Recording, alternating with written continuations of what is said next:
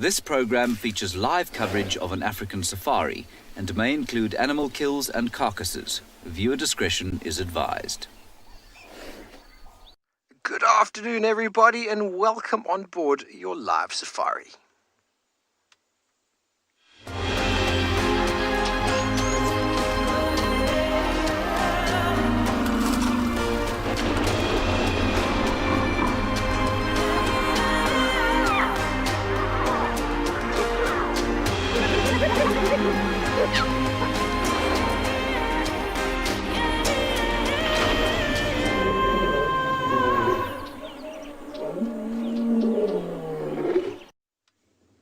Good afternoon, everybody, and welcome to Djuma Private Game Reserve in the Sabi Sands. We're sitting with a cheeky little herd of elephants. My name is Steve FAULCONBRIDGE. I'm joined by Niels on camera, and we are very excited to have you on board with us on this wonderful Sunday afternoon. Now, if you have any questions, comments, please send them to #WildEarth on Twitter, or throw them in on the YouTube chat stream or on Twitch.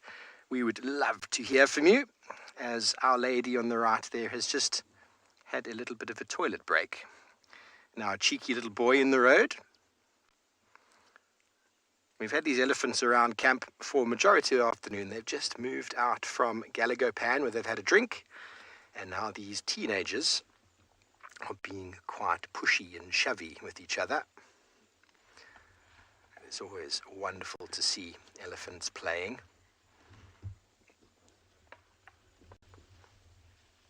Allow you to listen to the sound of ivory clashing.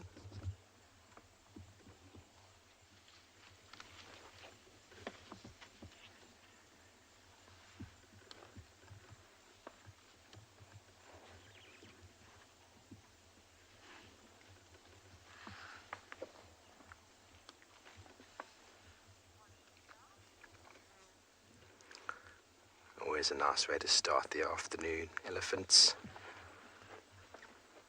they're always interacting, you see. A little bit of submissive behavior there. Do you see how that elephant closest to us slightly turned its shoulder? Two boys at the back also playing. This one has now completely turned its back on the other individual. Said, no, I'm being submissive now. Don't hurt me. Put my bum in your face. Oh.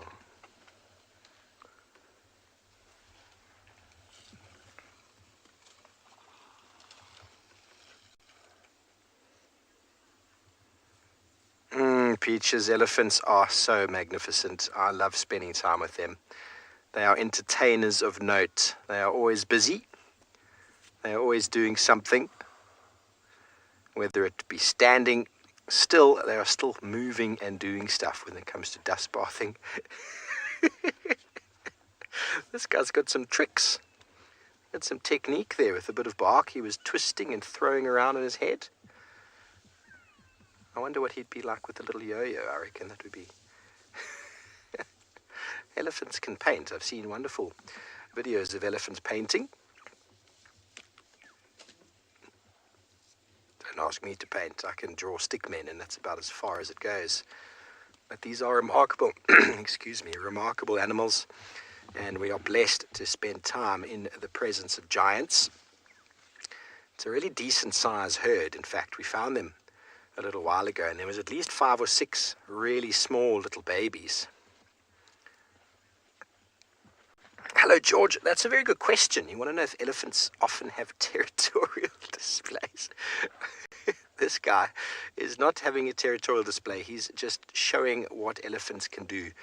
Elephants are not territorial, George. They have got what we call a home range, and the breeding herds will move in and out of these home ranges constantly, not in a territory. A very large area that's got enough water and food to sustain them, and they move seasonally for food and water, and males will come and go between those herds looking for females in estrus.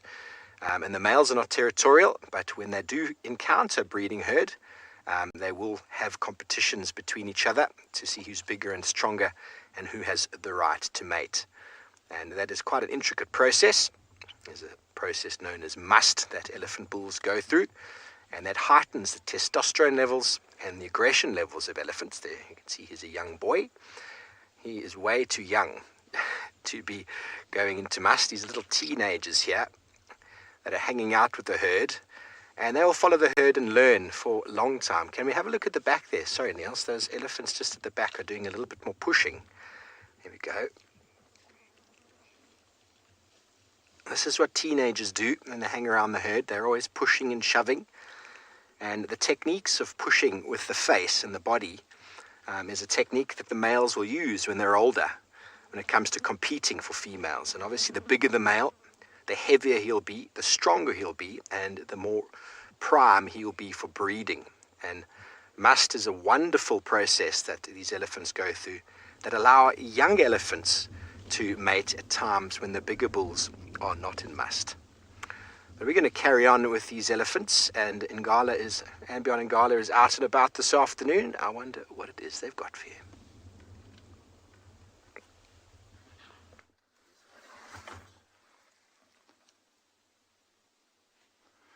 Good afternoon, everybody. We have started this wonderful afternoon safari with the same pride of lions that we left them this morning, and we thought the prospects of something happening were just way too good, and so we decided to race here. Myself and Owen have put down our anchor, and we're going to stay here the whole day, and so we can, or the whole afternoon at least, so we can literally watch these lions, watch the waterhole, and just figure out what is going on. See, there's a couple of lions that were glancing up. There was a big flock of vultures that came down to drink. They have dispersed, unfortunately. But my name is Eric. Welcome to Ambion Ngala, and behind cameras is Owen as usual. And so what I found really interesting about this pride of lions is we actually thought they might have moved off, but they moved maybe only about 20 or 30 meters west, so into the bushes, and they're all sleeping with their heads down, and they must have heard the vultures circling, because every single one of the cubs that we can see in frame all glanced up and they started watching those vultures, which tells me that they're able to recognize what a vulture is and why they need to watch it. Vultures could lead to some potential food, so it's quite important for them to watch their behavior. So I found that was really quite interesting. Seems like the majority of the pride, though, I mean, it's still nice and hot, but the breeze is really nice. And what I love about the position that they're in is they're in the shade. There's long grass around them. There's lots of cover. There's lots of shade. And, I mean, it's just past 3 o'clock, so these general game species like impalas, wildebeest, zebra, they could be coming down as early as now to go and have something to drink. And we just feel that these lions are in a prime position. There's one that's just gotten up. Looks like one of the older sub-adults. So eventually we managed to see the whole pride, and it's all of them except the two males, so the two Ross males, and then the two newest additions to the pride, so they're not here yet.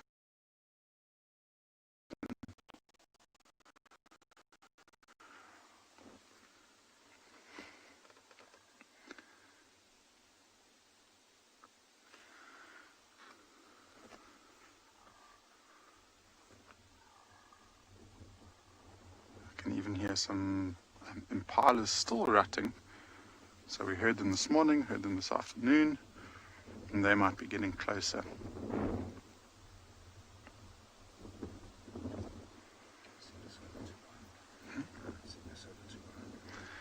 Yeah, so we might play around with a few different positions and see what other species are around this waterhole, but we're not moving more than a few hundred meters this afternoon. So whilst we have a look to see which members of the pride are here, let's go across to Lauren. We had a beautiful lilac-breasted roller for you, but it decided to fly off, so we've swapped it for a not-so-colourful starling, way far off in the distance. Yes, not ideal, but it's still an animal on this hot, sunny afternoon.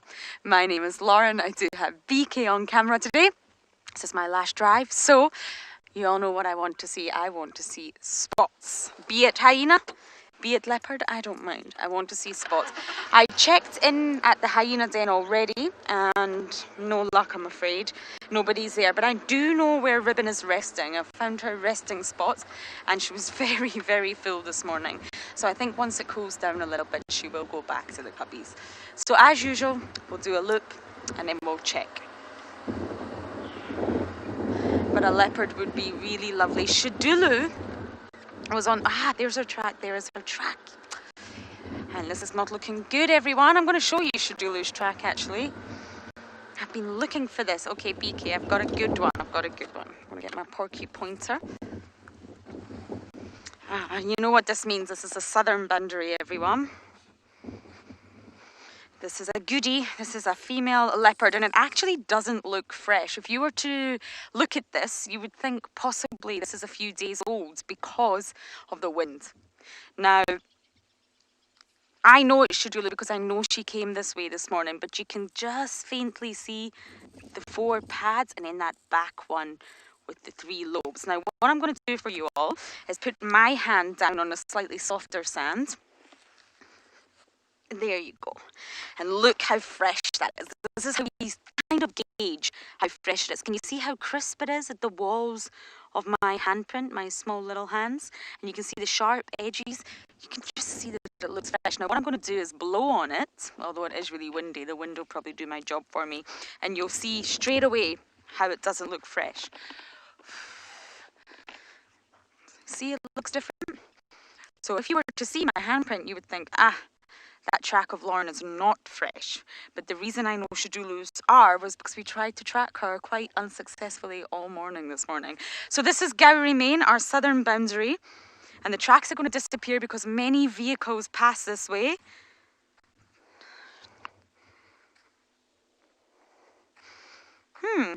I don't see her going in. Oh, yes, I do. Okay. Bye, Shadulu. She is no longer on a property that we can traverse, I'm afraid, which is rather sad, but at least we have the answers as to where she went.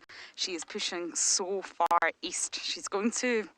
Tandy's got a challenge on her hands, but because Tandy is a slightly older leopardess, I wonder whether Tandy will just let it be, or whether there'll be a bit of a female leopard dispute. Tandy and Sabui used to clash a lot. I actually witnessed it once. And I think the new enemy is going to be Shadulu. So at least we solved that mystery. Let's head on into Chitwa and you guys pop back across to Steve.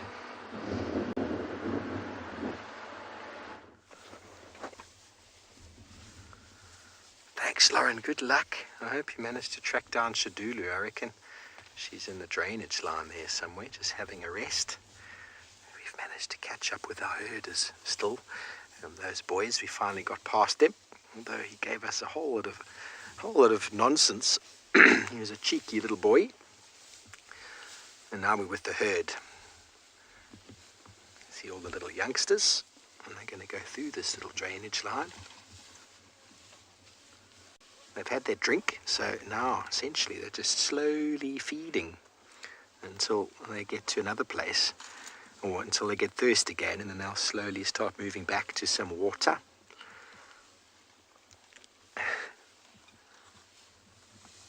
It's wonderful to be in amongst a herd like this and just listening to the sounds of the grass and the leaves moving. Hello, Dove. You want to know if elephants hurt themselves with their tusks when they play specifically? No, not really when they play, but like children, they do every now and again a little bit too rough, and that's when mum will step in. But elephant big bulls, they have been known to kill each other. Maybe not outright, but we had an elephant, 2 years ago? We found dead on the property that had been injured by a tusk. So the tusks are there for fighting defense as well as for accessing the bark and roots. But every now and again, some big elephants will be a bit little... Neil, sorry, in front of us here, I've got them playing. You've got them. That's it. Down you go. He's now going to count to 3 because he's got him on his back. No, he's up again. How special is that? Now, everybody, when you can find yourself in a herd like this and you can see the babies in the open doing whatever it is that they're doing, you know that things are good, life is fine, the herd is relaxed. They did have a few moments when we first arrived. That's to do with the wind. Wind can sometimes make them a bit agitated, picks up smells. But if this herd was not relaxed, we would not be able to view these animals safely, because they would not necessarily safely, but the babies would be hidden. The herd would react in a certain way, and you'd be able to discern that quite quickly. So it's very important if you are ever find yourself in a vehicle, for example in the Great Kruger National Park driving around, and you find a herd of elephants, you can see the babies and you can hear them or see them eating, then they're generally okay. You can get a little bit closer. But if from a distance there's reactions and the elephants are trumpeting or trunks are in the air or whatever it might be, then rather just switch off and let them calm down. Every day a herd is going to behave differently. Don't think you know a herd or you know an elephant and it's always going to be the same. Some days we're unapproachable, aren't we? Some days we're just not in the right mood. It's got nothing to do with you specifically, but you just happen to be the next thing that comes along. And reading these behavioral cues, very important. One of them is a herd standing dead still.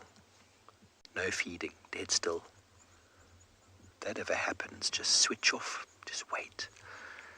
Almost in unison, the whole herd will start to move again, ears and body.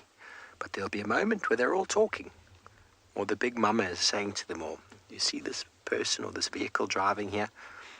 If they come any closer, we're going to react. And then nothing happens. They go back to doing their normal thing. The ethics of a safari guide, everybody, is to watch these animals behaving naturally in their natural environment. It's not to be causing any influence from them. It's not to get a reaction. Well, very good. We're probably going to stay with this herd for some time and see if we can get a better bit of light for you. But in the meantime, let's send you over to Mike, who would like to say good afternoon.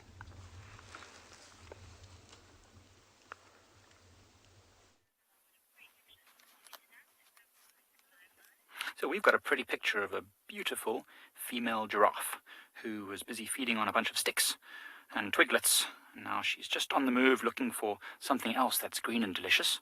And we're also hoping that she'll come out and give us some light and some laughs. They are such comical animals. If any of you were watching us earlier with that male giraffe that was feeding, or drinking rather, at the waterhole. So, welcome to Eco Training Pride Lands. My name is Michael Anderson. Behind the camera is Gerrit, as always, making us laugh with lots of dad jokes, and also showing us all the best scenes from these beautiful animals.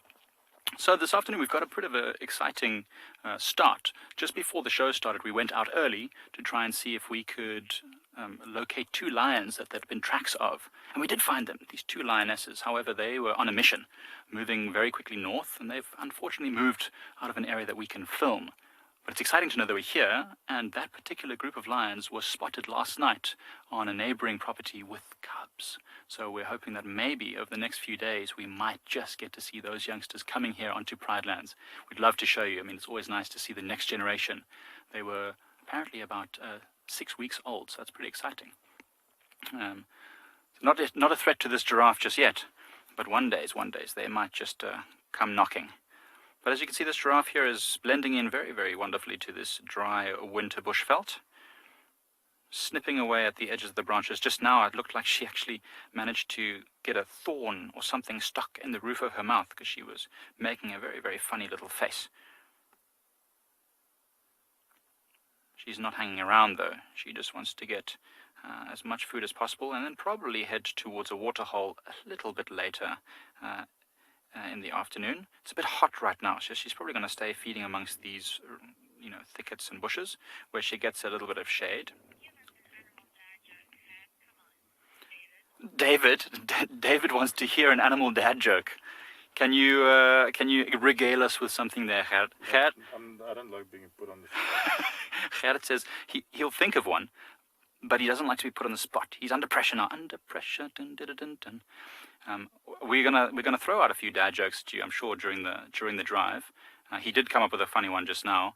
We were talking about the fact that the giraffe was feeding on all these sticks and twigs, like it is now. And he said, "Go on, giraffe, stick your neck out." And I thought it was very funny. And so did Emma at FC. So it was funny. But now, as you can see, this giraffe has decided to wander off into the thickets. And now we've just got a beautiful scene of the quiet and soft afternoon winter bushveld. As you can see, it's very dry at the moment. It almost looks dead. A lot of people, when they come on safaris in the wintertime, they often say, "Oh, everything is so dead. What's going on?" It's not dead at all. It's actually amazing. These trees that you see, in fact, the tree just in front of us now, the one that looks extremely dead, that's actually a type of corkwood. And corkwoods are very, very soft, and they store a lot of their energy in the wintertime in the roots. So in Afrikaans, they sometimes call it a kannidood, which means cannot die, because even when they get pushed over, damaged, snapped, half the branches get broken off. All those nutrients and minerals are trapped in the roots, stored in the roots like carrots, and then they grow back once the summer rains arrive, and they can ensure that it can replace those nutrients. So a lot of these trees, although they look very, very dead and dry, are actually doing just fine. It's one of the wonderful adaptations that a lot of these trees have. And they store everything underneath this hard bark in the roots to keep it safe from animals that might want to damage them in the wintertime. Actually, we see a lot of elephants pushing the trees over. A lot of times here at Pride, in fact, even in this picture here, you can see on the right-hand side there are a lot of trees damaged by the elephants. Remember, Pride Lands wasn't always a game reserve. It's been a game reserve for a couple of years now, and in that time, elephants have flooded into this area. I'm sure you've all seen these wonderful pictures of elephants swimming in the dams near our camp and around here. So elephants have been really enjoying the place, and they've come with quite a vengeance, and they've been pushing over these trees and damaging them. It's a natural part of the cycle, though. It looks very destructive, and it is, but all these little trees and bushes that have been pushed over create a wonderful home for these small animals that like to hide in these thick things. Right, whilst we enjoy these sticks and the sticky situations around here, we'll send you over to Ingala.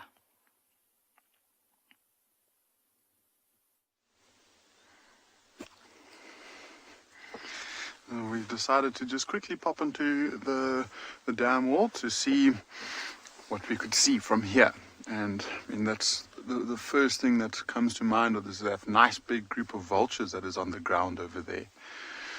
And this is part of the group that started circling just as we got here, that attracted the lion's attention. And the rest of them now, they've finished their drink, but they're all sitting down there, and it looks like a lot of them are sunbathing, so they're opening their wings slightly and just resting on that nice warm ground. It's quite amazing to see so many vultures like this. You usually associate so many vultures like this with kills, but especially in wintertime, we do see them on the ground quite a lot, especially around these really big water holes. And it's something that they'll return to. So if we come back here tomorrow, we'll probably see a few vultures at least in the same spot. So they tend to come back to the same areas. And within this group over here, I mean, we've been trying to have a really, really good look at some of them. And we're trying to see if we can find any Cape vultures. So the majority of these ones are all white-backed. And it's the most common vulture we get here. And I'd love to see sometimes, if there's one or two that are facing in our direction, you can actually see that white in between their wings really nicely when they're sitting down. But we can't see that. We'll hopefully see it again soon. But the Cape vulture looks very, very similar to these ones. And pretty much the only thing that you look at is a slight size difference. Cape vultures are a little bit bigger. And then the Cape vulture's got a very, very pale eye. So I haven't seen a Cape vulture here yet. There is another vulture species if you pan more to the left, and it's two separate. If they're still there, yeah, they are. So somewhere down there, if you zoom in. No, they. Owen's just called my vultures that we're looking at. And these ones are hooded vultures, so their bills are much, much more slender, They're slightly more separate, and so what tends to happen is these vultures will hang around, even on a kill, hang around the outskirts of the kill, and they'll come in after the bigger vultures have started to feed. So far that's just 2 species of vulture. Let's hope that more arrive.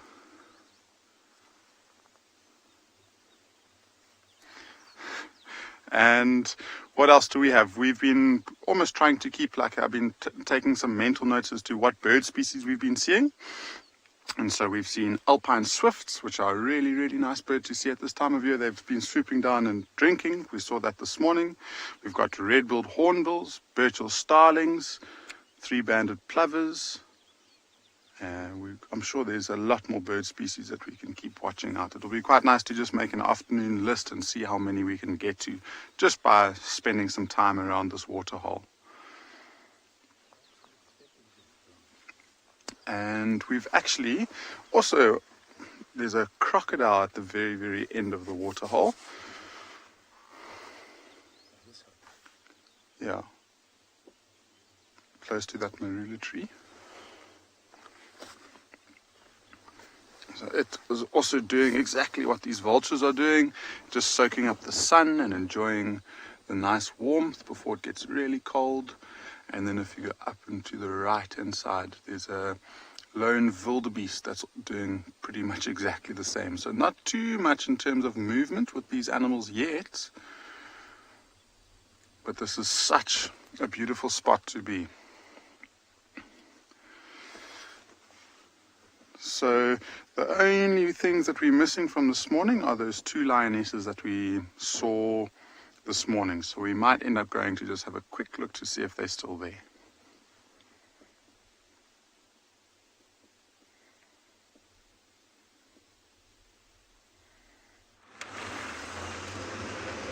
And what a wonderful place to spend winter afternoons is around watering holes. Smorgasbord of activity. We'll do a little bit of a water point survey today. Go and have a look at all the watering holes on Djuma. Oh, look at that guy lying down there. Niels, can you see him?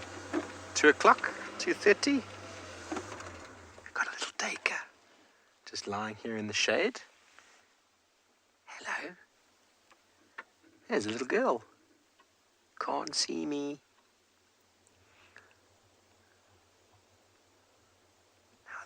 Camouflage is incredible on these guys. The body is taut and ready to explode away. You can almost see it shivering, can't you? These animals are on a wound up string. Oh, sorry lady. She was just ruminating in the shade. And there we go. That's the classic strategy of a duiker, called the freeze and flight. They're very camouflaged and they're very still. They just sort of stand there.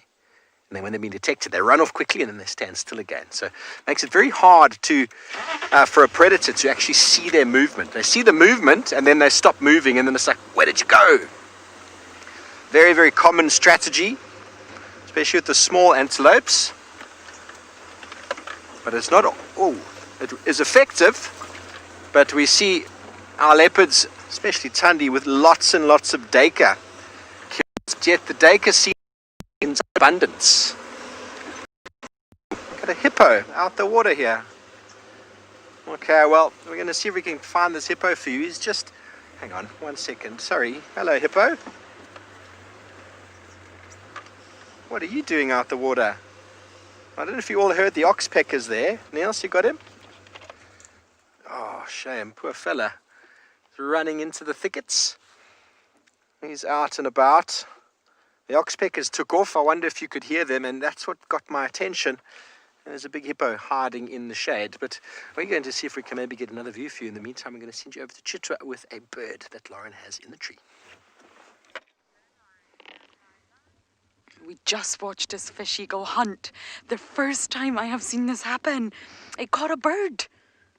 It was absolutely incredible. It swooped down. And it's a pigeon. I can't see exactly what pigeon it is from here. If it's a Cape Turtle or the Emerald Spotted. I actually can't tell what bird it is. It's still alive. Wow. Oh my goodness. is now plucking it. You see that? Killed by talons. A feature of the raptors, not by the beak. Killed by talons. I'd really like to get closer, but I don't know. What do you think, BK? It's risky.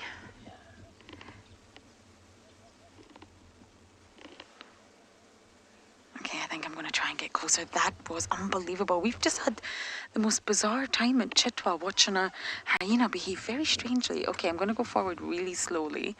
I hope this bird doesn't fly away.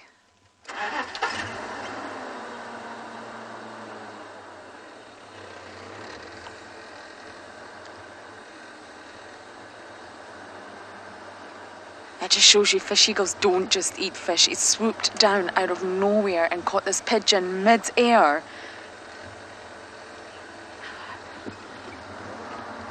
Okay, shall we try from here, Beaks? Just a little bit closer. Yes, many of you are saying gruesome. I know. I don't find things like this easy. Wow.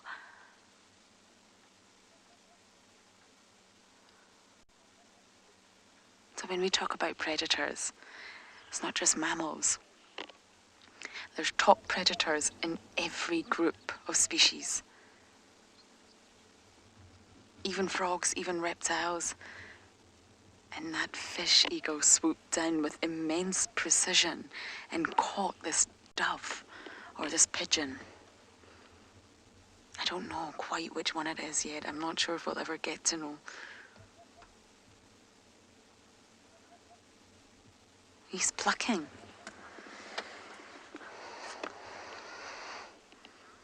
Rian, good, nice suggestion. You think it's an African green pigeon, very possibly. It's either a pigeon or one of the doves. Very, very possibly. Sim from Nsinga, we going Oops, out? that's very loud. I did see a green chest. It's either one of the doves or an African green pigeon. You're right.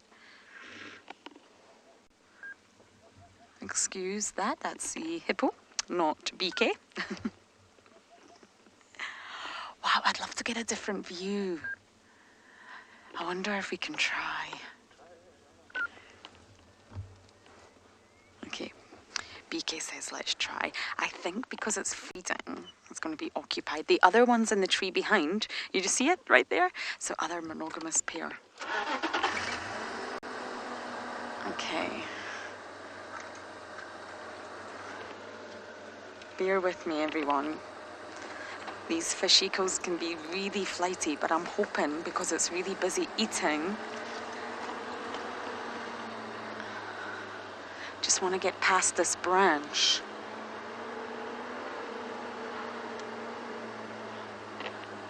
Please don't fly away.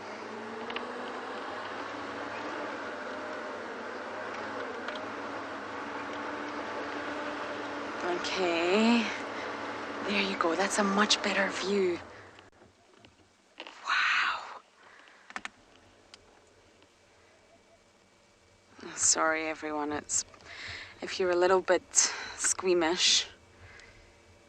Yes, you're right, African green pigeon. Thank you for that. You're completely 100% right. You can see immediately from the face.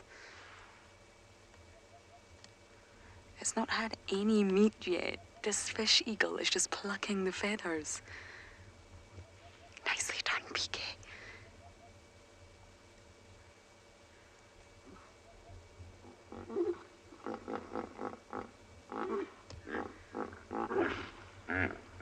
Wow. This is the first time I've ever seen this.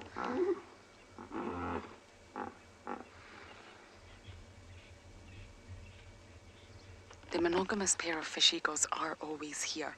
And I've seen them eat fish, I've seen them hunt fish straight out of water, but I've never ever seen them take a bird.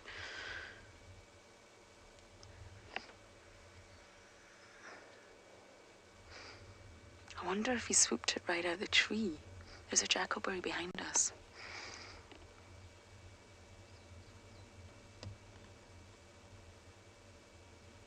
But they love this knobthorn. This dead knobthorn you always find the fish eagle sitting on.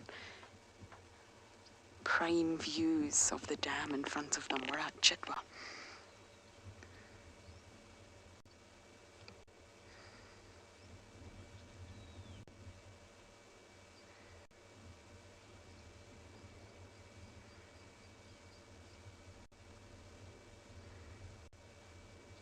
a lot of work plucking the feathers off.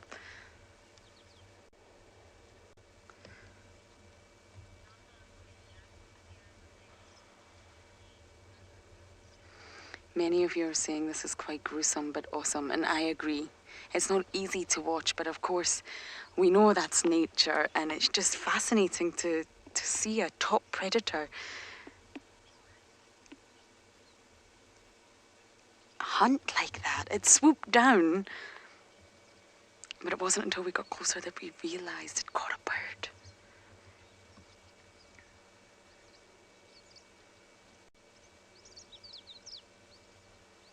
I'm glad we repositioned.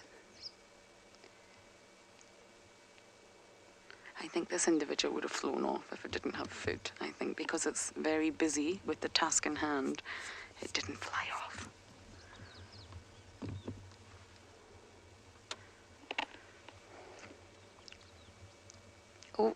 Oh. So I talk about raptors a lot and where the word raptor comes from. It comes from Latin, rapiere. And they use their talons to seize and grab and pull and kill. This fish eagle's talons would have killed the bird, not its beak. No, don't give us that view. We want the other view.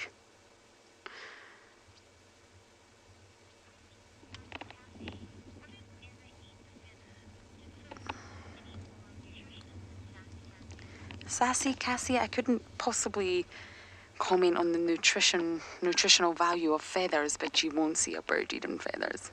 You may see a hyena eating feathers and then regurgitating them, but you won't see a bird eat another bird's feathers. It's mainly made from keratin, but I think it would be very difficult for a bird to digest feathers. They're landing on us. Okay, I'm going to try and reposition once again, see if we can get a better view, but it seems like Steve has found a hippo out of the water.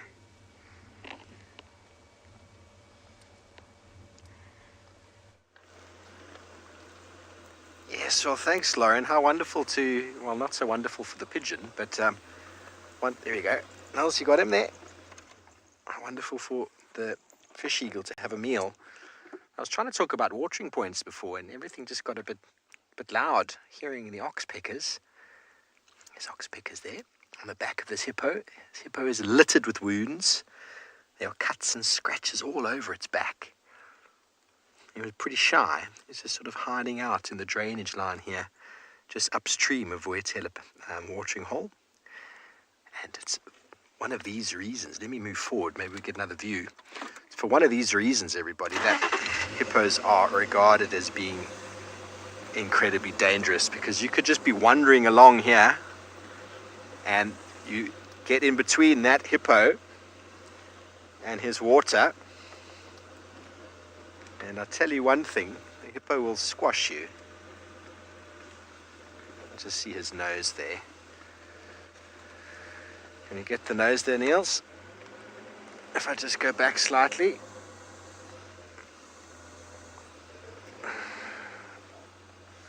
Got him there. Can't, eh? Okay, it's a little bit tricky, but we're probably just going to wait here for him. I don't want to give him too much of a hard time. I don't know if he wants to go back into the water, but he's just here in this drainage line. That's why hippos are regarded as probably the most dangerous animal in Africa, because of their ability to be out of the water. You happen to come along and they just run down and squash you. You don't want that. 3,000 kilograms, 6,000 pounds or so. You will not win the race as well, because they run very quickly. Okay, shame, poor fellow. He's been bothered by the oxpeckers. John, maybe he's hungry and he's come out in the daytime. I don't know why he's out in the daytime. It's not very hot. There you can see his back. Niels, have you got him there? Just see him in the shade. It's not extremely hot today, so maybe the water was a bit cold for him. I'm not really sure. Maybe he's just trying to avoid the oxpeckers that seem to find him anyway. But for those of you who've ever been on a bushwalk before, or been through any trails guide training, the sound of oxpeckers needs to bring your attention to the fore very quickly. When I first heard those oxpeckers, I was looking around frantically trying to see what it is that had caused them to fly off. And it could be an impala sometimes, it could be a kudu, and it could even be a buffalo. In this case, well, it is the biggest of the ones that you'll find oxpeckers on, although you also do find them on rhinos. A little drainage line like this. Can you see that bird just down a little bit? There we go, to the right. There we go, middle of the screen. There we go, looks like a bearded scrub robin. Let's have a look. Yes, it's bearded, I think.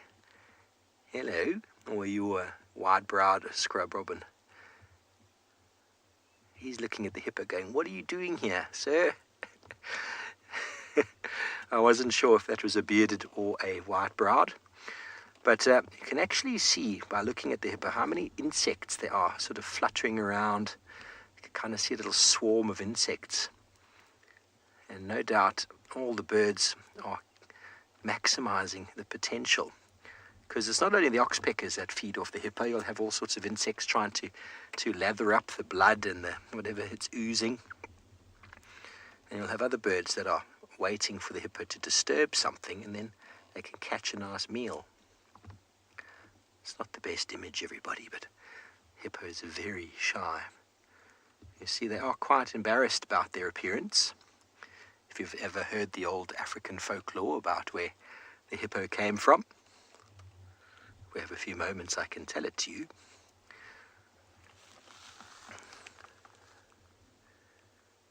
They are quite shy. They don't like anybody to laugh at them. So the hippo was one of the last. This is African folklore, everybody. A wonderful tale. Yeah, he's going to move. Maybe he'll come out into the open for us. The hippo was the last animal created by the big creator.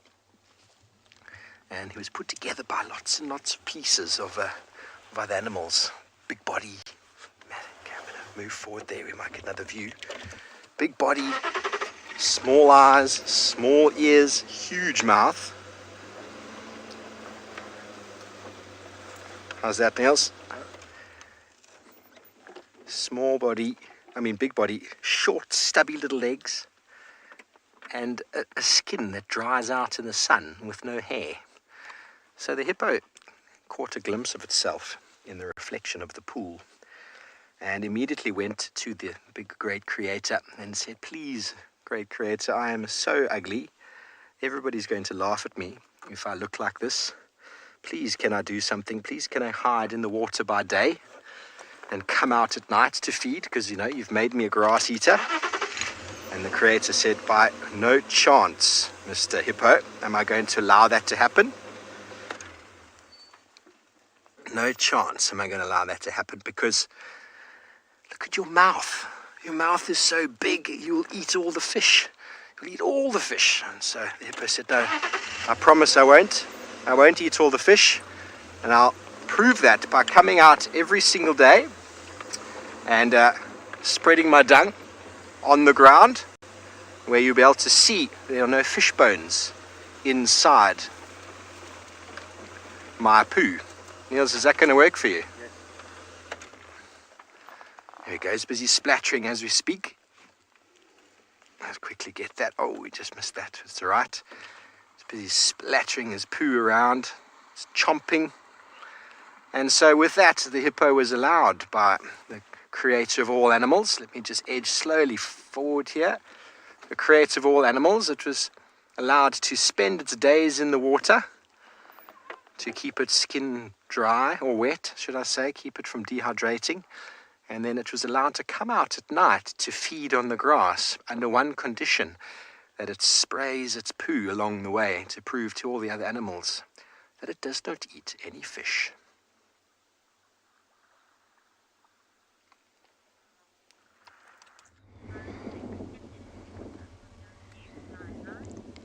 We have just been watching this in amazement. Of course, it's not so easy to watch, but this fish eagle has been so meticulous about which body parts it eats. And I know that's not pleasant, trust me. I find it really difficult watching things like this in nature because I'm a big softie. But it's also fascinating at the same time. So if you are squeamish, I am sorry, but it's very delicately picking out each organ by organ. And why it's doing that is because the organs are they harbour the minerals and vitamins. Vitamin A, B, C, D, K, zinc, calcium, potassium, all the important minerals that we also need are harboured in the organs, not the muscles. And that's exactly why you'll see cats also eating the organs first, like the livers, the kidneys, the heart. And although this pigeon is very, very small, it will still have vitamins and minerals within its organs.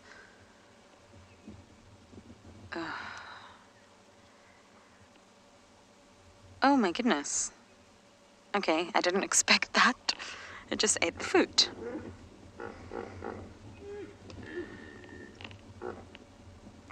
Okay. I retract my words. It's not always going for the organs first. Yummy. But generally speaking, it's the organs that most carnivores of any sort of group of animals go for. And then the muscles. Brains and eyes, as horrible as it sounds, also contain a lot of nutrition.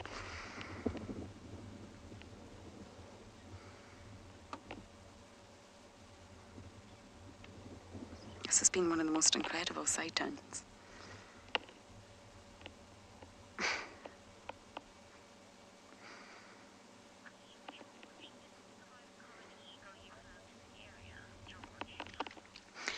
George, I don't think so. Fish eagles are normally found around bodies of water. But of course, as you can see, and I'm sure I don't need to explain, they don't just eat fish. And we always find this monogamous pair at Chitwa Dam, but I would not say they're the most common eagle. It's tricky because in summer, Wahlberg eagles are very common to see. They're migrants, so they will appear for the summer season and then they'll disappear again. We see tawnies quite a lot. Tawny eagles are very common around here. And sometimes marshals, but I wish we actually saw more marshal eagles because they're absolutely incredible. But I think if I had to say what is the most common eagle that I at least see out here, it would be the tawny. I saw a long-crested eagle one time close to Chitwa, but they are really not common for this area. That was quite a rare sighting. And this fish eagle could take down something bigger than this pigeon. It obviously just saw an opportunity and was hungry, but really it could go for something much bigger than this small African green pigeon.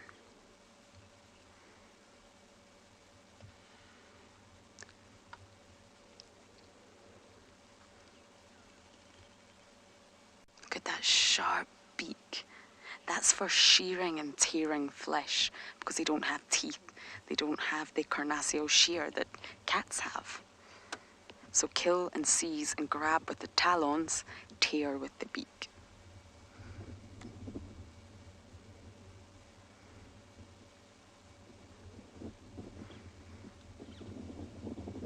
It's also got to balance. It's very windy. It's perched on this dead knobthorn. And it just waited until that pigeon died. Gee, I agree, it's a lot of work. And that's probably why they prefer fish, I would imagine. The elephant's central. I think that's Steve. That's probably why they prefer to swoop down and seize fish. That'll be far easier than to pluck the feathers off a bird.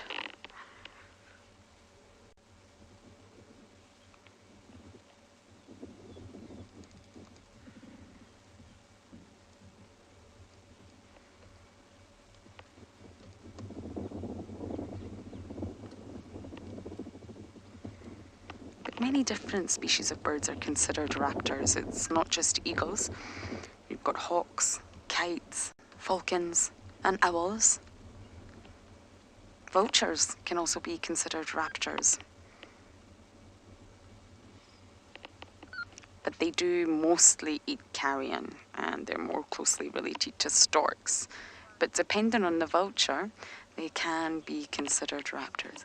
Okay, I think I'm just going to sit tight here a little bit longer and see what else goes down at Chitwa Dam.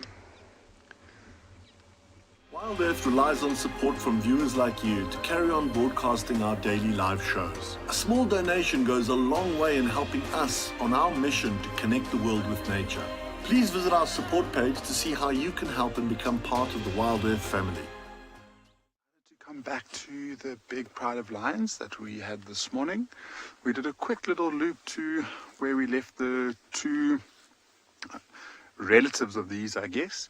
And it seems like they have decided to move off, and their tracks are heading straight into the direction of where we heard that male calling earlier on in the morning. And so another reason to just sit patiently and wait, and maybe we get to hear some lions roaring again tonight sometime. But for this pride, not much at all is going on. We've got this beautiful little female that's grooming, and then one or two other lions with their heads up, but the majority of them are just really enjoying this winter's sun. We have just been commenting as to how chilly the wind is today. We can definitely feel that there's been some sort of snow in the country. But the majority of these lions are all still very nice and flat, but they're not looking completely full, which is also one of the reasons why we wanted to come here. There's just, like I said, there's just so much potential for these lions to get up and start moving a little bit earlier. Hopefully there's some general game species that come down to drink, and these lionesses might take advantage of it. A little bit earlier on this morning, we were discussing a little bit what might happen if the two prides of lions that we had this morning. And if you weren't with us on the show, we had this pride of lions, who I'm sure most of you might recognize as the Birmingham pride. And then we had two unrelated lionesses at exactly the same waterhole on the opposite side. And they're actually related to this Birmingham pride. So I think around 2014 the pride split, because it eventually became too successful that it just basically imploded. There was too much competition. And so they split off. The Birmingham pride went into Ngala. The Birmingham breakaway pride, as we refer to them, went more in towards the western properties of a neighboring Ngala. And I was chatting to Barney, who's been here for a long time, and he's actually said that they've met up on a number of occasions. And the most noticeable time that they ever met up was down in the Timavati riverbed, where they had two buffalo, or I think 3 buffalo carcasses between them, and there was a total of 29 lions. So this pride with the breakaway pride all together, and they were essentially feeding off of the same carcass. So they weren't competing against one another. They recognized each other as family, and they tolerated one another. And they spent, I think, the day together, and then they walked their separate ways.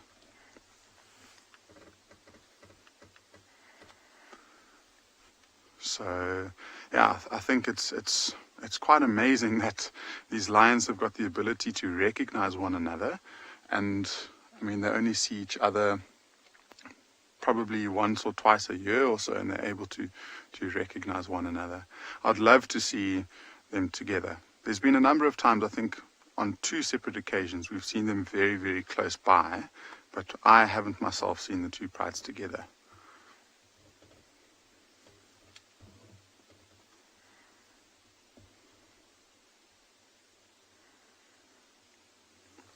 And so if any of the viewers have ever experienced two prides joining without too much interference or too much conflict, I'd love to hear from you and see if they are also related like the pride of lions that we have are. I see this lioness is giving its cousin a really, really good lick. And I mean, even now, the lighting is just so beautiful. And now that we're in this thicket, we're protected from the wind, and we can feel the nice winter's afternoon sun on our backs. And I'm sure these lions are really enjoying the nice heat that it's giving us.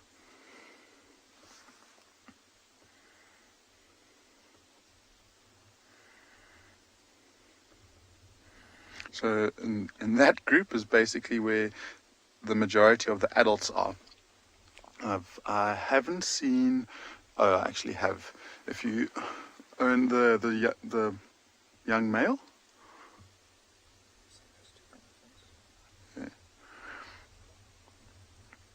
Yeah, so we will probably maybe just pop around towards the water heart, see if there's anything worth our while there before we wait for these animals to get up and start moving around. But I believe there's an even bigger animal waiting for you, so let's go and see what the elephants are up to.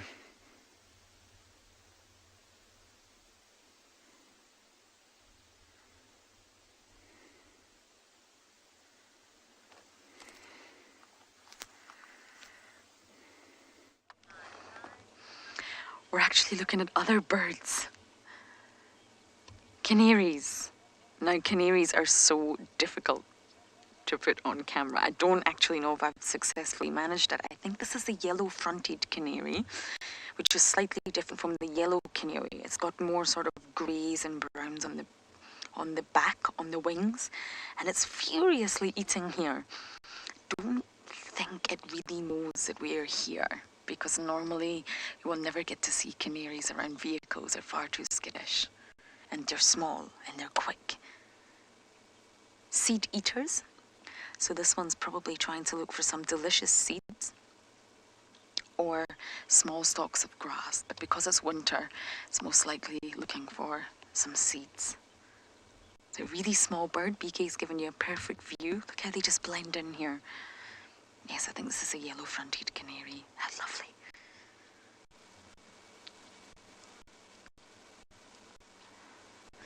Now, there's not too much of a difference between male and females. The females are said to be slightly paler, but not by much, and this is because they're monogamous. Oh, the second fish eagle's coming in, incoming. Oh, is he just going to fly on by? Well done, Beaks. It's bird heaven here. This is...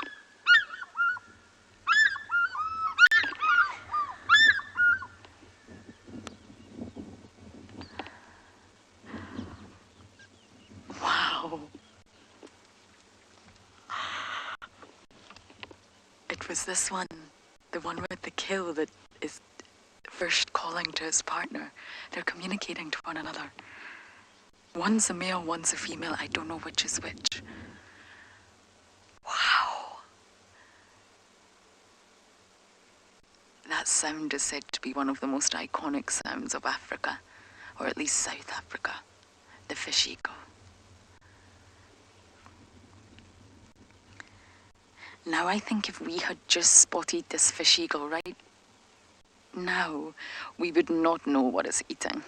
We wouldn't know. I would possibly even speculate fish, unless you can see feathers. You can just see feathers and a foot.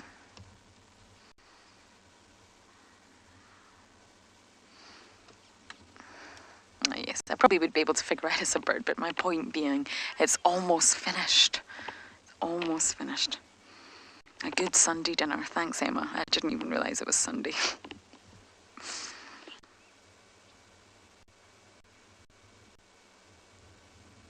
Wow.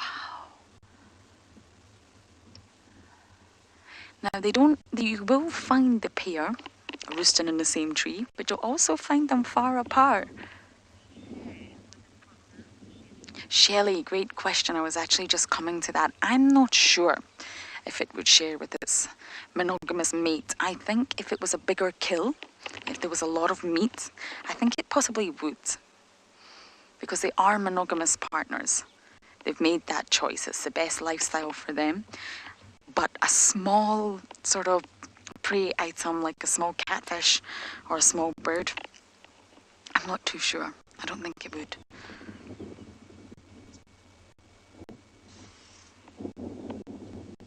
But the other fish eagle, be it the male or the female, didn't come close. At one point I thought it was going to, but then it went into the jackal bird behind us.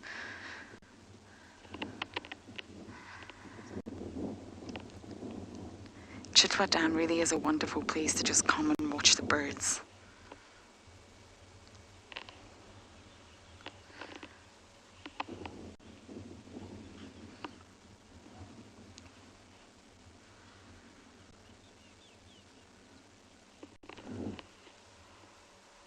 I wonder if you'll just drop it. So before I forget to tell you, when we arrived here, there was a hyena on the scene, acting very strange. Really strange. I didn't get an ID, but I really thought I saw prominent nipples with suckle marks. So we tried to follow it. It looked very large. I suspect female, obviously. But we lost it, but it was just behaving very, very strange. And then, of course, we came upon this fish eagle.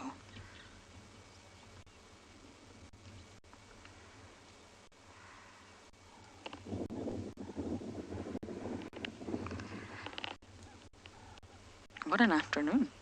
Now I just need to go and find Tingana, some wild dogs, and Ribbon's cubbies, not all together.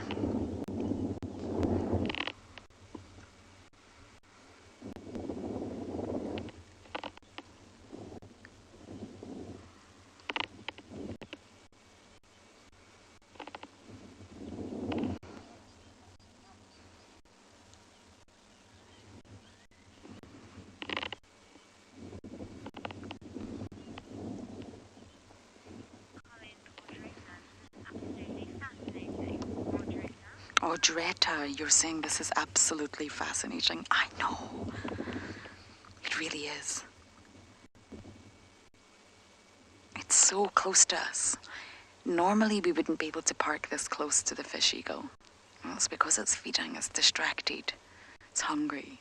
If it moves, it risks losing its meal by dropping it or something else swooping in. So it's paying absolutely no attention to us.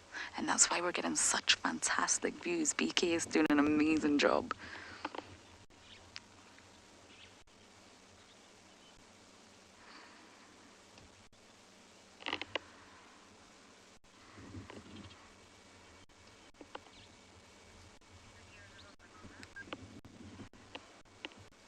I'm surprised there's anything left on that pigeon.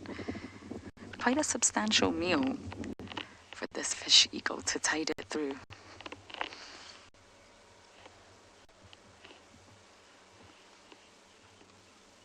Sometimes it's worth just sitting at a dam. You never know what's going to show up for a drink.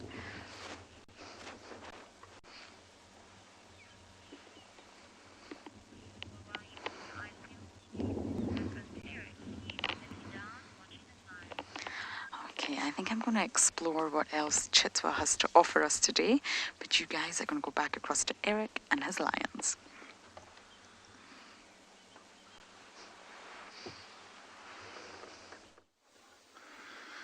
Not too much has changed with these lions. There are a couple more, and you just see on the left over there that have got their heads up and moving around a little bit. And what spurred the movement was actually a small little bird called a red-crested koran. And it's I guess slightly bigger than a spurfowl with a much longer neck. And it walked pretty much into the lions, saw the lions and got a massive fright, and it jumped up and flew away as quickly as it could. And that got one or two of the cubs to stand up, and we thought maybe this is the signal that they needed to get moving. They looked at the bird disappear and they flopped straight back down. And so they're not ready to move quite yet. So there's the rest of the ones that we were noticing. And this female in the foreground, if we can have a close look at its belly and see, we can maybe start to figure out.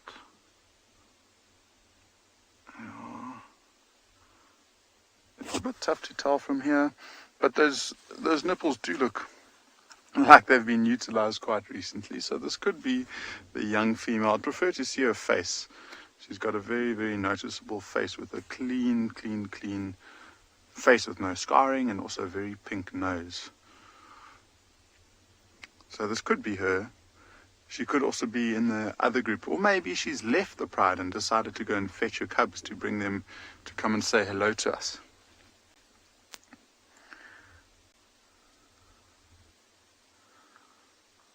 And then it's just basically the sub-adult cubs now. So she's in the foreground, and then it's the two tawny cubs, and then the white female, so the younger of the white cubs. So that's the 3 cubs over there, and then the rest of the 5 cubs is in that big cat pile.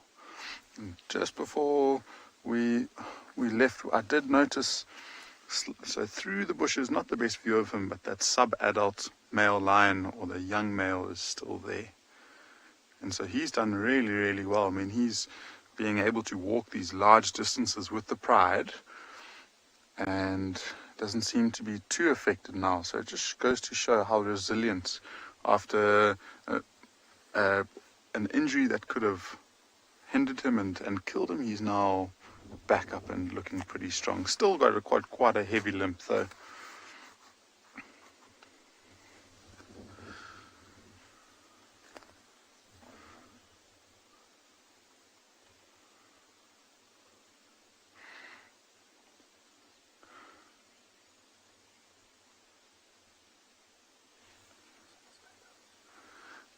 So I think these lions are still going to take quite a long time to start moving around. And like I say, the really cool thing about our plan this afternoon is we're in no rush to get anywhere else. And so if they're not moving now, we can maybe pop over to that waterhole, see what's going on there, and then we can come back here. But I think we'll send you across to Lauren and see what she's got.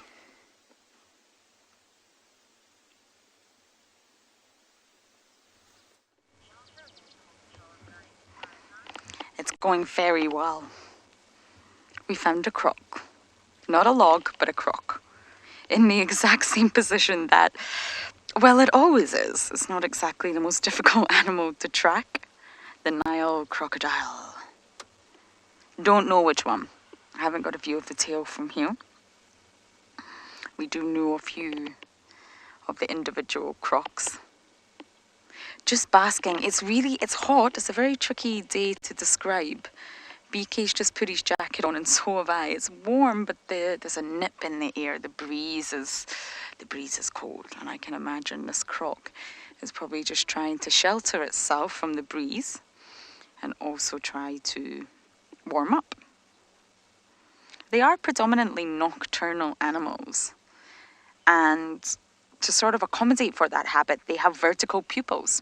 So their pupils are completely different from the likes of ours. They're vertical, which gives them a very mean look, shall we say. And that's to accommodate for their nocturnal habits. So the pupils themselves can actually become very, very narrow, or they can actually broaden according to the available light. And this helps them with night vision. And it's controlled by muscles. Just like our pupils dilate and contract. It's the same thing, but their pupils are just shaped very, very differently. They do have a tepidum lucidum that we talk about regularly when it comes to mammals and seeing their eye shine and reflective layers. Crocodiles do have this reflective membrane as well, also to assist for night vision. So if we were to shine a spotlight on a crocodile, which we would not do, you would see the eye shine. I hope to not meet a crocodile at night time. There's many animals I hope not to meet at night time. Only good old Swazi.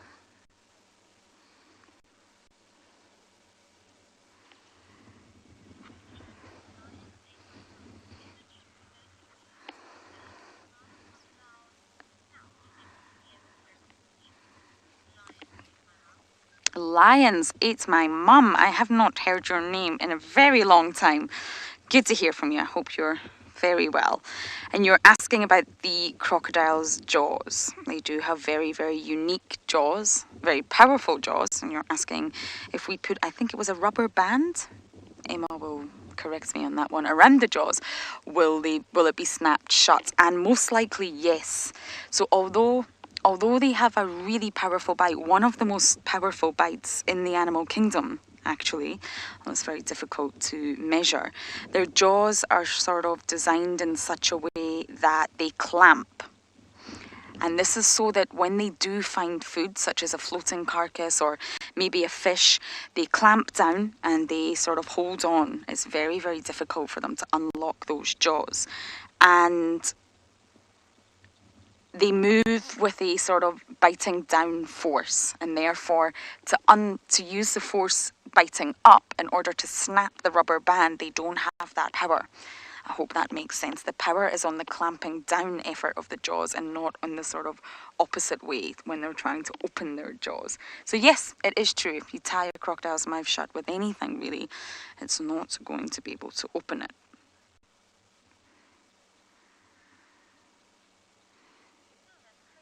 And this is because they chomp quickly, take big chunks of meat to make sure that no one else can steal it from them, and they gulp it down.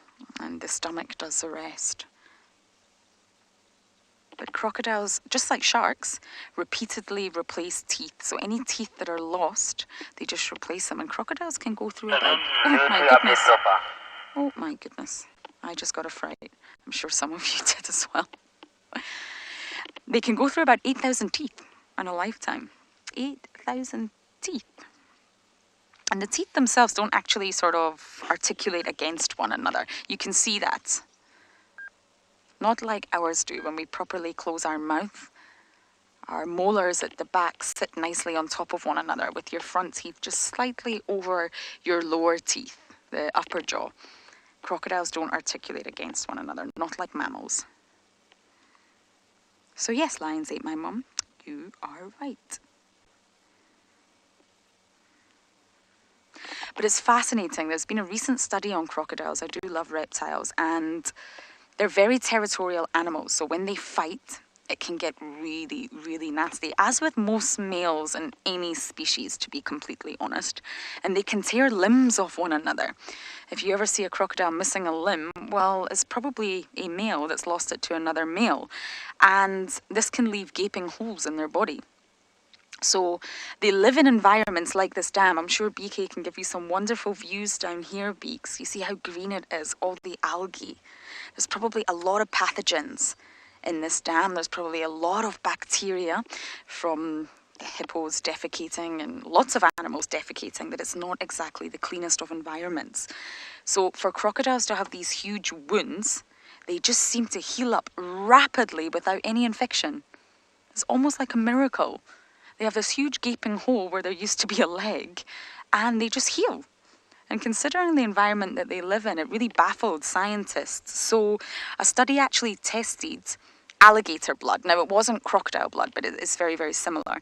And they found that basically their natural defense against any sort of invading bacteria or viruses or even fungi involved a special group of proteins, and they called this the complement system. I was just reading this the other day, and it's way more effective than ours. When you compare it to humans, this group of protein is so effective at fighting off any sort of pathogens, and they're extremely resistant to infection. And it was tested, they're very resistant to HIV, West Nile virus, and E. coli. So crocodile and alligator blood is a real topic of investigation with science. Can we replicate it in any way synthetically? Can we copy it in any way for human use? Obviously, we cannot use the blood in our body because that would be a foreign blood and our body would react to that, but I just think it's really fascinating. Okay, I'm going to let this croc do, well, not very much, and we're going to send you guys back across to Mike.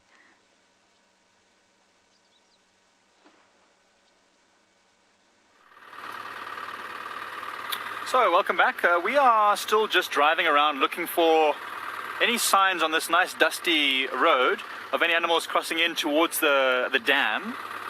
We know that there was 7 buffalo bulls in this area earlier today, so we're actually looking for them specifically, but we'll take anything that comes along. It's really interesting. This afternoon's been very quiet. I wonder if after all that wind and after, the lions moved through this area, I wonder if all the animals have just gone into hiding a little bit. They've got to come out at some point. They've got to get the last of this nice warm sun. But yeah, we're just driving real slow. So you can see with the sun getting lower as it is, you can see nicely the tracks on the road. So that's what we're doing. We're looking for buffalo tracks specifically. But also anything like a lot of hyenas that would come into the area would also give us an idea that maybe during the windy weather something was hunting successfully and the hyenas have come to investigate, which is always quite cool to see. But just taking it real easy. There's no need to... Oh, speaking of which, what is this over here? Thought it might have been a drag mark, but it looks like an elephant was just dragging its feet. We'll keep moving. But that's the kind of thing we're looking for. Just anything that gives us an indication that something was happening here. So that was a elephant that dragged its feet. It was just scuffing for dust maybe. It's quite often what they do.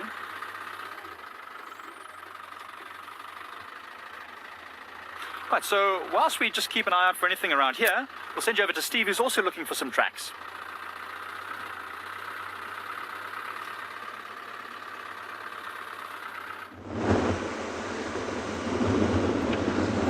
Thank you, Mike. Well, we are back. We had a few little camera issues that we just zoomed back to camp very quickly to sort out. We had found another herd of elephants that we were going to spend some time with, and now we found another one. So let's just quickly go in and say hello to the elephants. Ooh! Don't hit the stump, Steve. Elephants don't like it when you hit stumps. That's normally the way. It's okay. We're just going to sort of slowly move down the slope here. The Ellies are actually moving a little bit quicker now towards the drainage line. The wind has really affected them today. The two herds that we've seen are just a bit jumpy in the wind. They don't like the smells that the wind brings. And breeding herds specifically with their little youngsters. Let's just stop there, Neil, so we can get a view of them as they depart into the thickets. They're moving in the wonderful golden light. I don't think me hitting that stump made things much better, should I say. Sorry, elephants.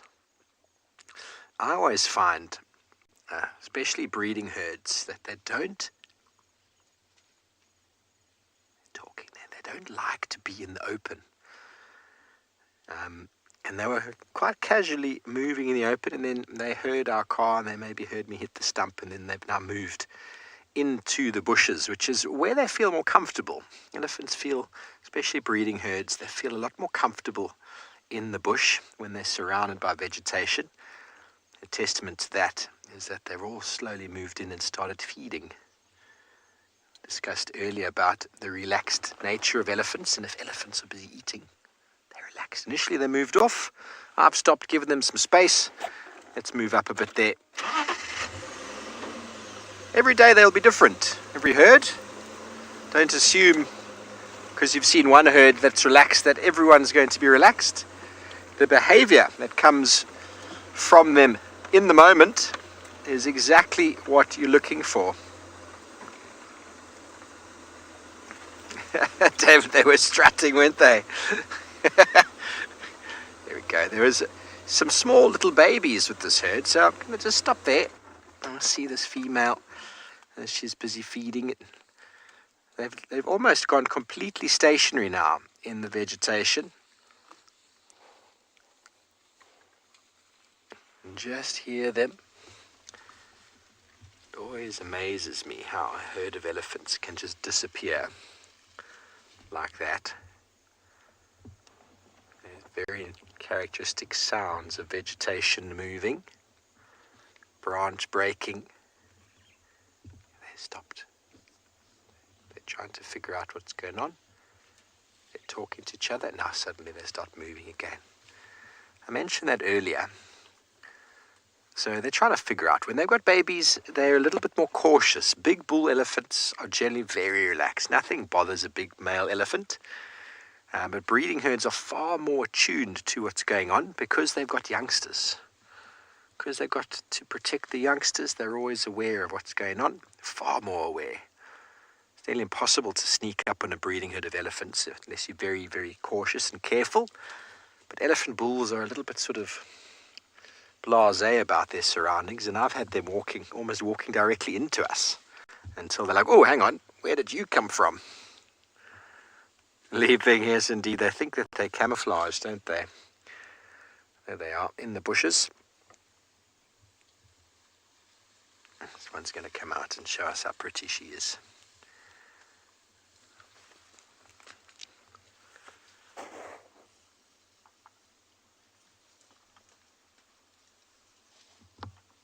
Thank you for doing that.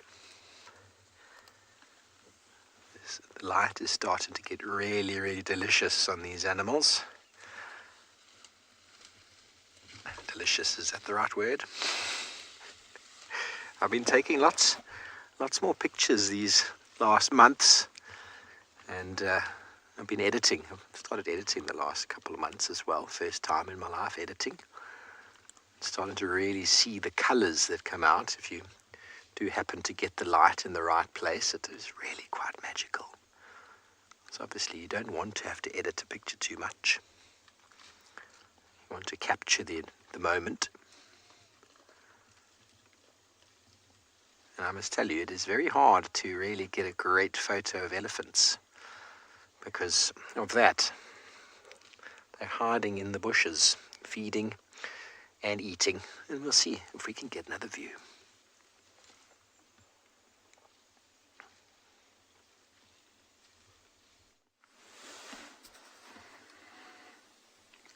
That was the most perfect timing. All three of these lionesses have just picked up their heads, and I think they might have just heard one of the cubs. The white males got on up and started moving around, and maybe that rustling just made them pick up their heads a little bit. And we've decided to reposition slightly because we watched at least three of the cubs go and do their number twos, and the wind was blowing straight onto us. So we decided to save ourselves and position ourselves upwind of them. See this lioness, and just look at, as the afternoon's getting late and the sun is getting lower and lower, look at how the grass is just illuminating, and it's exactly the same color as her. It's providing such a beautiful backlight situation here.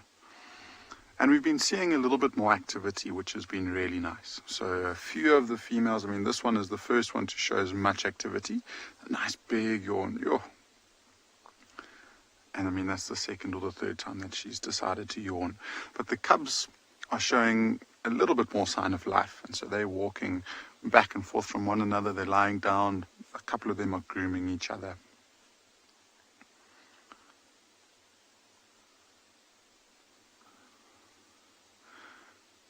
There's the trusty old young male who's hanging on. He's doing so well. And down they go. So, I mean, we quickly drove towards the edge of the water.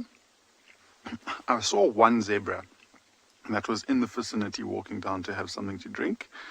But it had chosen its path quite well. It was walking. And it was walking right out in the open with no cover around it, and basically walking straight down to the water, so it would have had something to drink quickly, and it would have turned around and walked straight back the same way that it came.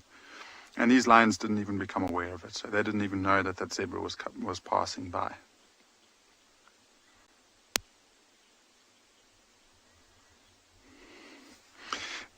So George, I mean, lions usually have got pretty decent hearing, and I mean, the prime example was those three that had just picked up the heads after a light little scuffle through the grass. But because of their size, because they're the apex predators in this area, they don't really worry too much about anything, and so they can afford to switch off and have a decent sleep, and that's what these lions do. I mean, they sometimes completely switch off and they don't really listen to their surroundings too much. And, you know, if something were to walk by and it was maybe 50 meters to 100 meters away, there's a really good chance that they would see it. I mean, at least hear it. But if it was further than that, even if the wind was good, I doubt that they would really register. They'd probably also, if they did hear it, they would understand, okay, that's too far for me to be interested in it.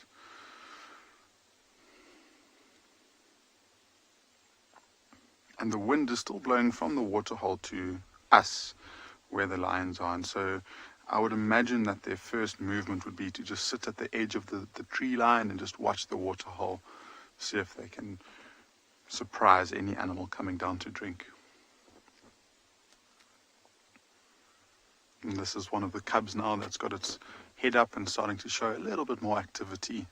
Almost looks like it wants to spur on some of its siblings, but not really getting too much in terms of a response.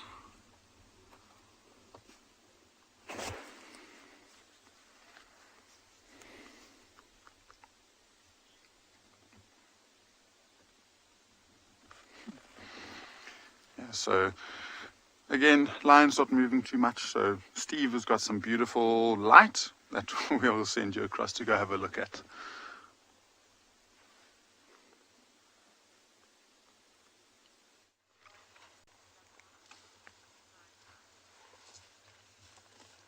Back with us and our elephants in the yummy light. You just faintly hear them moving through the bushes.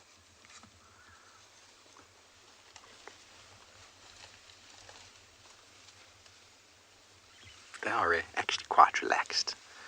It's just that moment of them out in the open. The youngsters got a little bit of a fright and charge into the bushes where, as I said, they feel very, very comfortable. Spent a lot of time in the northern Kruger in a place called Pafuri, where there's wonderfully large fever tree forests, but the fever tree forests are shaded and the soil is very, very rich in clay, and almost nothing grows in there apart from the fever trees and a very low layer of grass or forbs.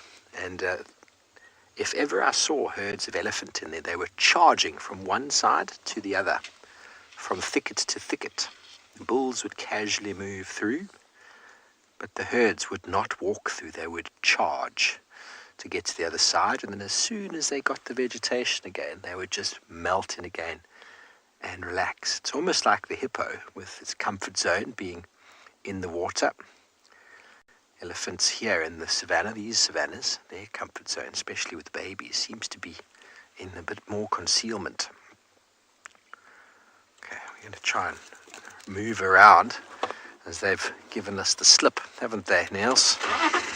We're going to move slowly down this drainage line because the drainage line is where the water table is best. So lots of trees have still got their leaves on down here. And that is what the elephants are going to be feeding on at the moment. They are very, what we call bulk. Elephants are bulk feeders, bulk grazers, but in these times of year, they are extremely selective in what they feed on. They will be feeding on long grass that's growing in and amongst the bushes, but they'll be stripping bark and pushing trees over and accessing roots, feeding on some leaves as well, but looking for the medicinal and nutrient value in the plants that are around. And that's mainly trees with a small amount of, sorry about my radio, the small amount of grass at the moment. Sort of that grass layer that's shaded and protected from most of the other browsers or grazers, should I say.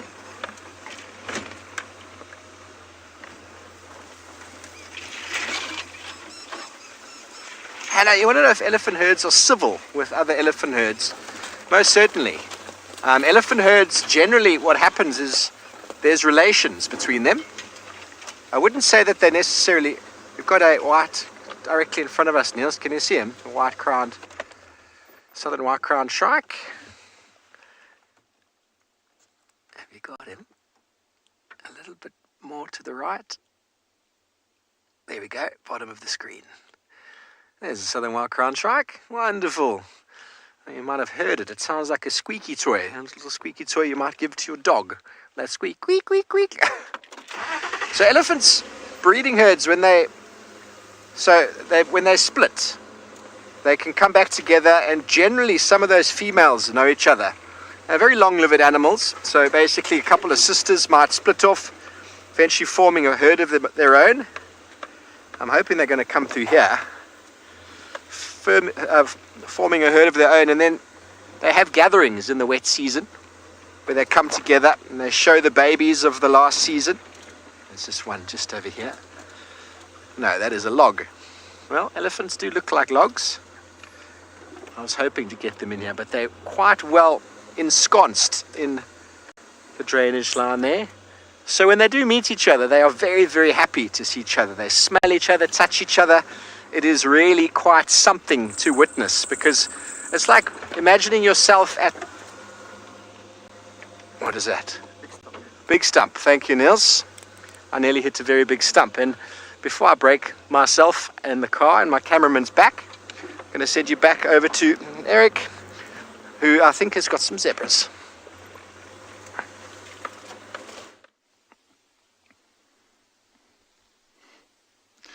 I hope Steve doesn't break the car. That wouldn't be too good.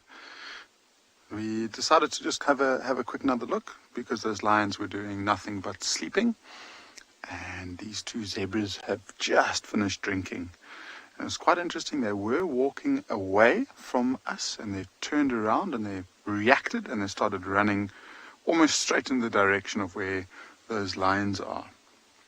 And so they might have picked up a scent of something that they weren't quite sure of. There is a lone impala that they might have been a little bit nervous of, and this impala is actually running straight across towards where the zebra are now.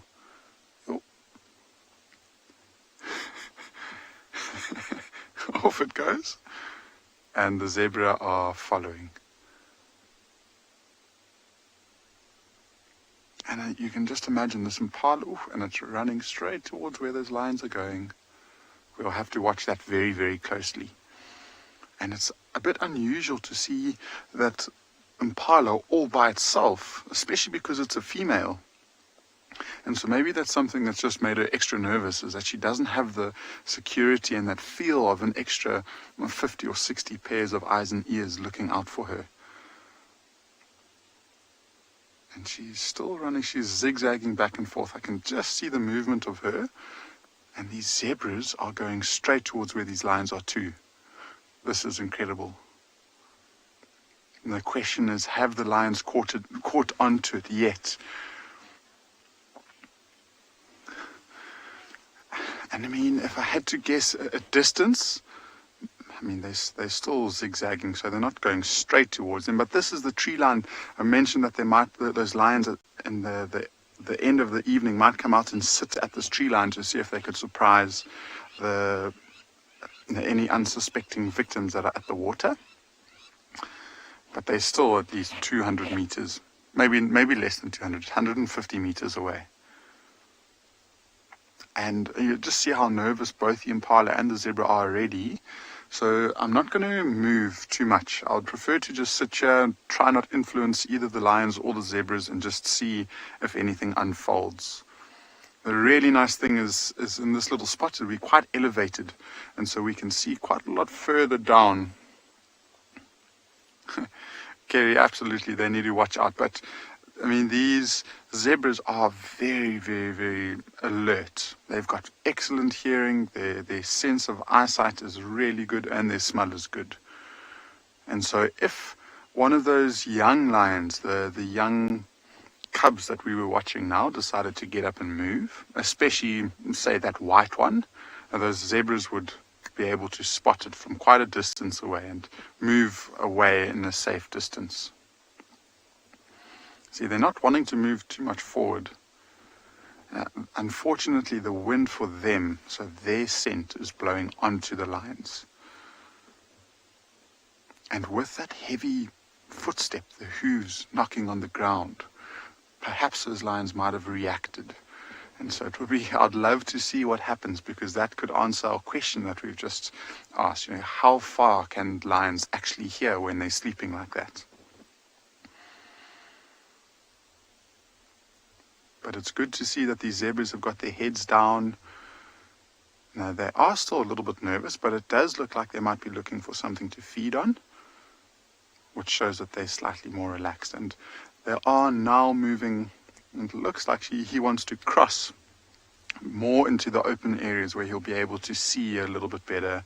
Maybe that will just calm them down a little bit. So I think these zebras for now are safe. I don't think these lions will react to them.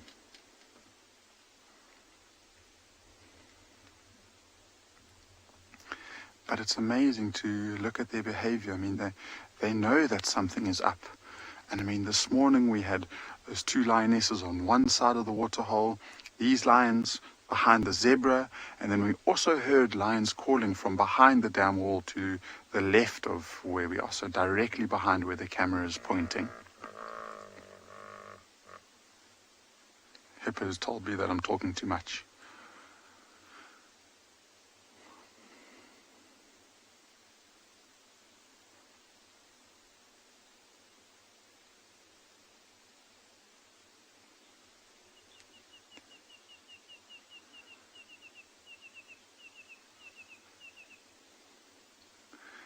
And see, I mean, it's really the one that's just walked into the front is the one that's more relaxed. The other one directly behind it is the alert one, and they look like they're roughly both the same size. That one in the foreground is slightly bigger, and it looks like there are two youngish males. Is that one now in the front is actually quite a little bit smaller than the other one. And so they're walking into safety. It seems like they're safe for now. This waterhole is really producing this afternoon. It's been having such a good time just to be able to sit and watch and listen and look at all of the different birds and the different animals around here.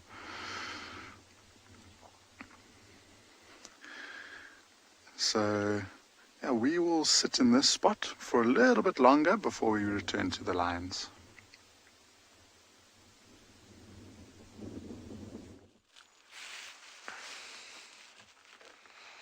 Thanks very much. Well, we've been trying to get to another watering hole as well.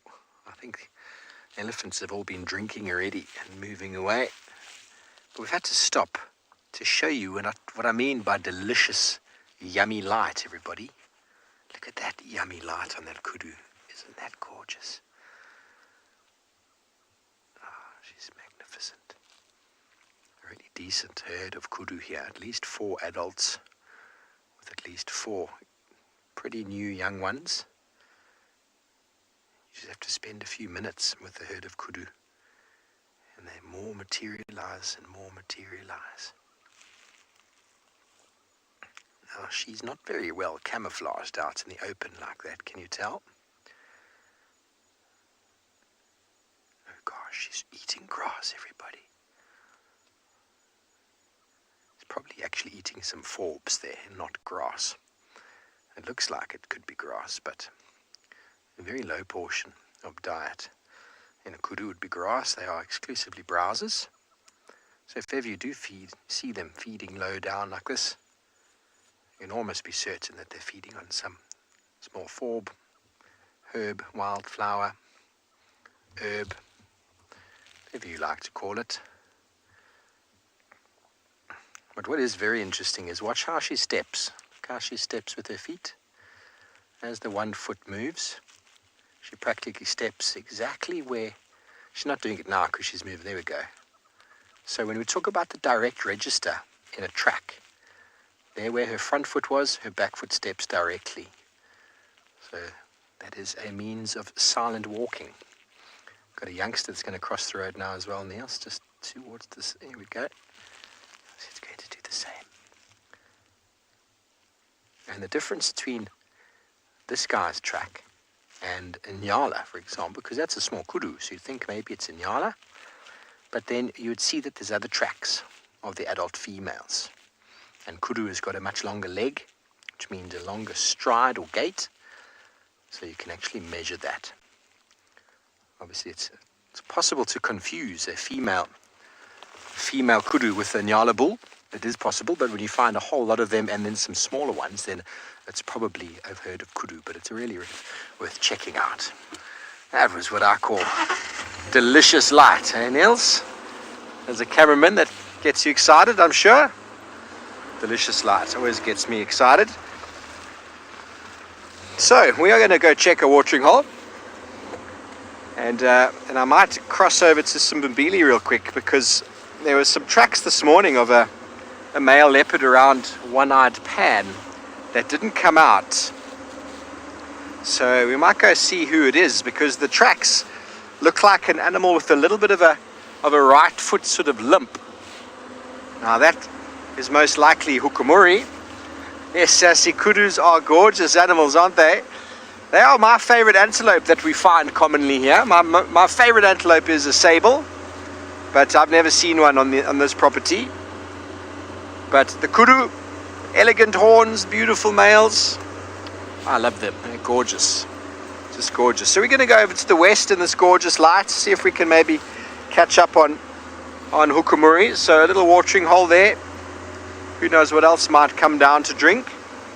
There's still a slight breeze in the air, making it a little bit cool, and potentially animals will be moving, as you've seen. And we're just going to drive off towards the west into the setting sun.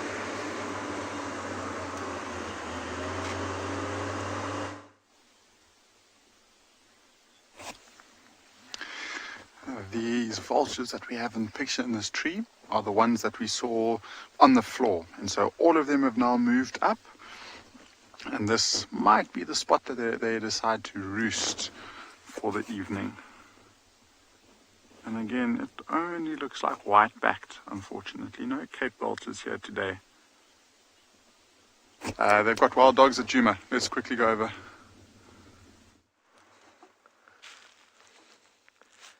Just in time, everybody. If you'd stayed with us 20 more seconds, you would have found a wild dog having a poo.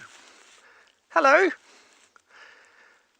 Well, we had three of them tracks this morning, just around the corner. Wow, I can't believe it. Here he comes. I get so excited when I see these guys over the moon. Now, they are trying to figure out where impala probably are in the sort of thicket. You can see that this one's looking. I can't tell you right now. It's a male or female. Don't go in there. He's listening. It's trying to figure out probably where its brothers or sisters or family have maybe gone, or maybe they are trying to sort of corral an impala. Going to go back slightly. Sorry, Niels. It gets very difficult with wild dog, everybody, to keep them in frame, because they do not walk very slowly. But for the moment, this one is walking quite slowly. He's trying to figure out where his friends are gone. Woo! I get excited. I get so excited with wild dogs. Niels was, he barely shouted at me. He was going, it's wild dog, it's wild dog, it's wild dog. I kind of saw something in front of me, but I wasn't sure. This is going to get interesting though. Hold on, Niels, to your... Okay, so if they are hunting, it's just over here in the thicket. Can you see it there? I'm just going to keep going, sorry. The tracks I saw this morning were of three first. I found where they crossed and went towards the west. We found them tracks outside this morning, and then I found where it looked like wild dogs, two of them, had had a kill stolen from them by hyenas. And now we found one. So there's a very good chance that there's two, maybe even three dogs. Penelope, you're getting excited. Tell me about it. This is the slowest I've ever driven with wild dogs. I'll be honest with you, I'm surprised we haven't fallen into a hole yet. Now, Niels, do you see it? I know we didn't get the best view, but if anyone's able to give us an identification on that dog.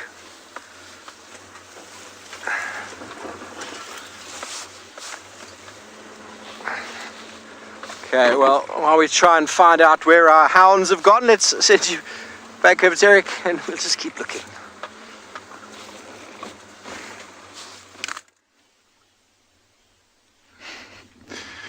I think I got as excited as Emma in Final Control, and I've actually lost my train of thought completely. I forgot what I was talking about.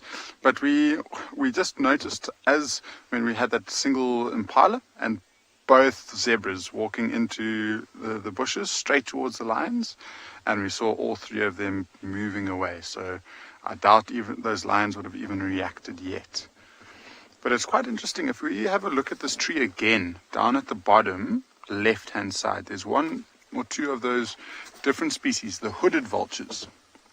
And we might be a little bit too far to see from here, but you'll just have to look at their bill. I think it's that one that's grooming there. That one.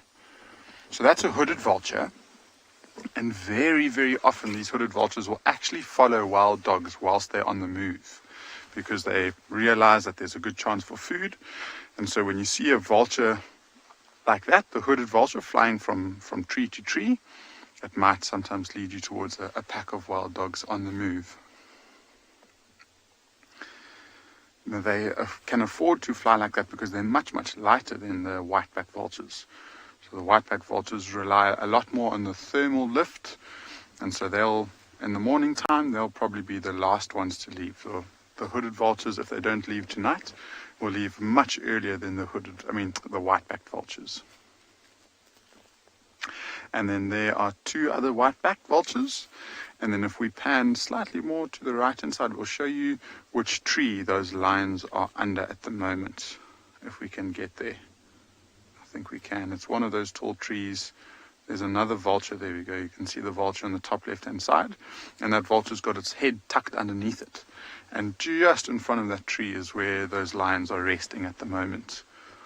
And so very, very close to the waterhole. That's why we were so excited when we saw those zebra and that impala moving towards the waterhole. But otherwise, it's quite quiet, Now, really, this tree is absolutely beautiful, and to watch the sunrise essentially, or the sunset even through that tree is quite spectacular. And it's a tree that most people know. It's a leadwood. It's one of the largest and the hardest trees. So it's been dead for quite a while. I haven't seen it with leaves on, but most of the branches are still pretty much intact, which is really cool. Yeah, so I was saying, it's quite surprising that we haven't seen a lot of animals coming down to drink this afternoon, which leads me to believe that most of the animal activity probably happened pretty much in the middle of the day, between 10, 12, 1, 2 o'clock in the afternoon. And I wonder if those animals realize that it's a cooler day today, which might mean that the predators are slightly active a little bit later on in the morning, and so it wasn't not too safe to get you in the twilight hours of the day.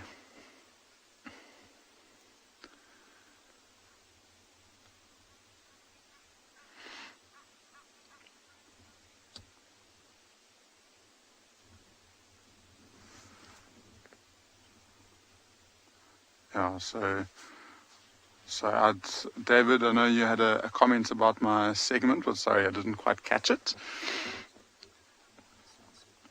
Oh yeah, beautiful. Yeah, look at that. How's that for a sunset? And the sunset will it's slightly far away from the Drakensberg Mountains, but in the summertime, the Drakensberg Mountains are literally in the foreground as the sun sets. And that's actually quite interesting to see how far the sun moves. We're just pretty much passing the peak of winter, and if we pan a little bit more to the left and have a look at the Drakensberg, you can see, so eventually in the summertime, that's where the sun sets, pretty much in that gap, maybe a little bit to the right of it. And that's a long way. You don't realize, it shifts slowly day by day. I think at the moment it's slowly but surely inching its way back towards those mountains as we get closer and closer to summer.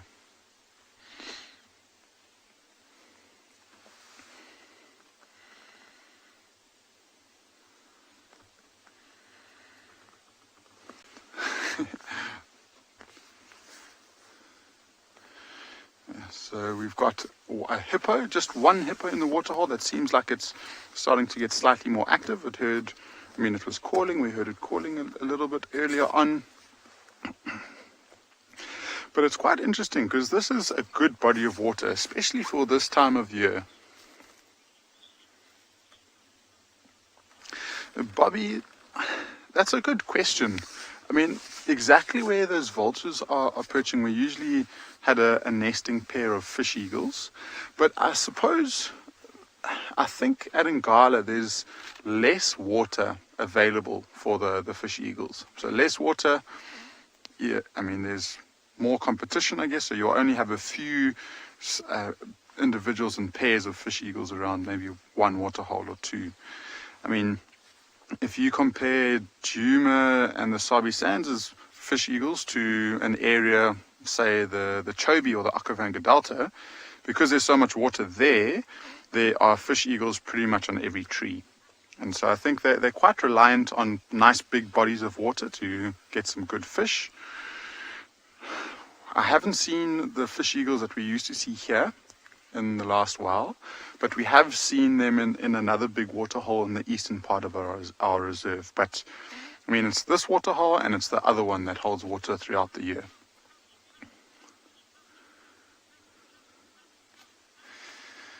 So we've been away from those lines for about 15-20 minutes, and I think we might just pop into them and just make sure that they're still there. And I think we'll send you across to Lauren whilst we navigate to the lines.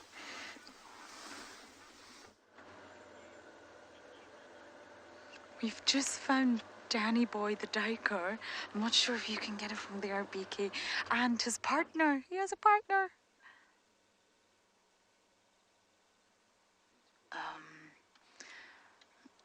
Okay, let me see. Sorry, BK. It was my fault. There's the two of them. We call this one Danny Boy. Normally really friendly. I'm not sure why it's so skittish today. But that's okay, we've got a brief view. I'm going to head to Treehouse Dam en route to the hyena den. The dogs are somewhere on the property. We were also looking for the dogs. I think the packs got split from what I can gather. And Treehouse Dam is not a bad shout for dogs wanting to come and drink at this time, sunset. So I think it's worth us just heading there, seeing if anything is drinking, and then heading to the hyena den with much hope that Miss Rybon is back with her cubbies.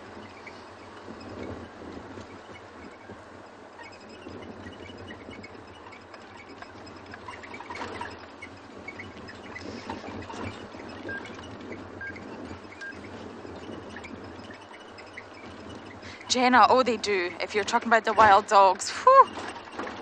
They're called Madash in the local tongue, Shangaan, and it's quite funny because, well, they are mad dashers.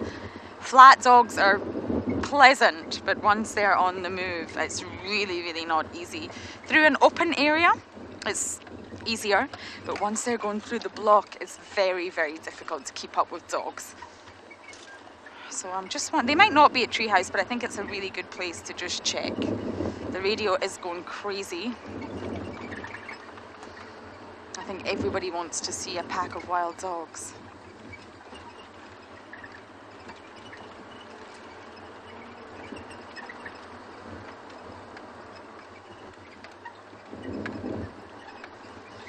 Treehouse Dam is directly adjacent to the block that Steve is in. Steve is being very brave going into a block after dogs.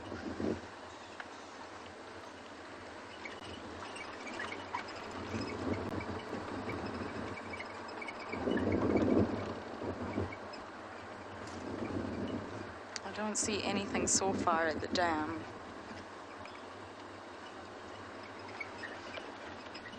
Danny, you're saying I've had great sightings. Sorry, my ear of dogs.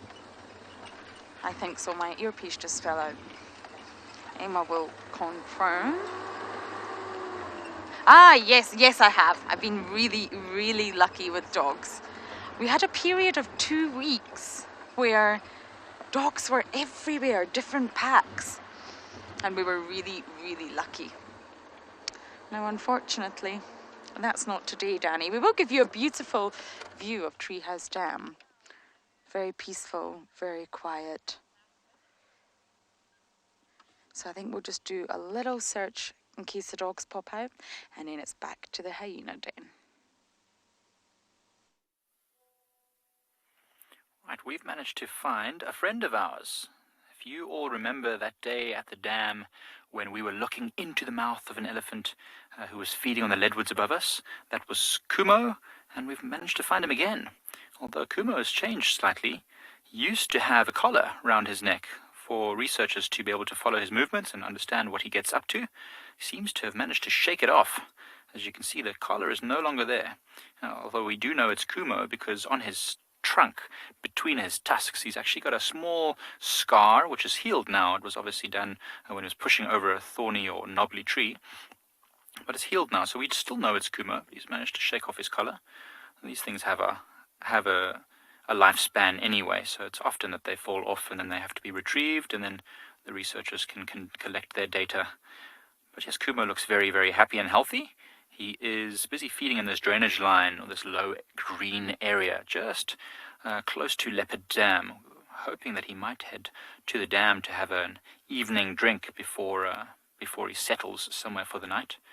But it is quite cool, so he probably he probably drank when it was a bit warmer. Now it's very chilly, so it's probably going to only drink again tomorrow when it gets warm again. Oh, he seems to have stopped. What's he doing?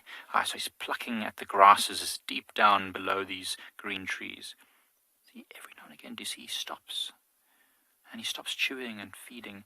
So he's just listening to what's going on around him.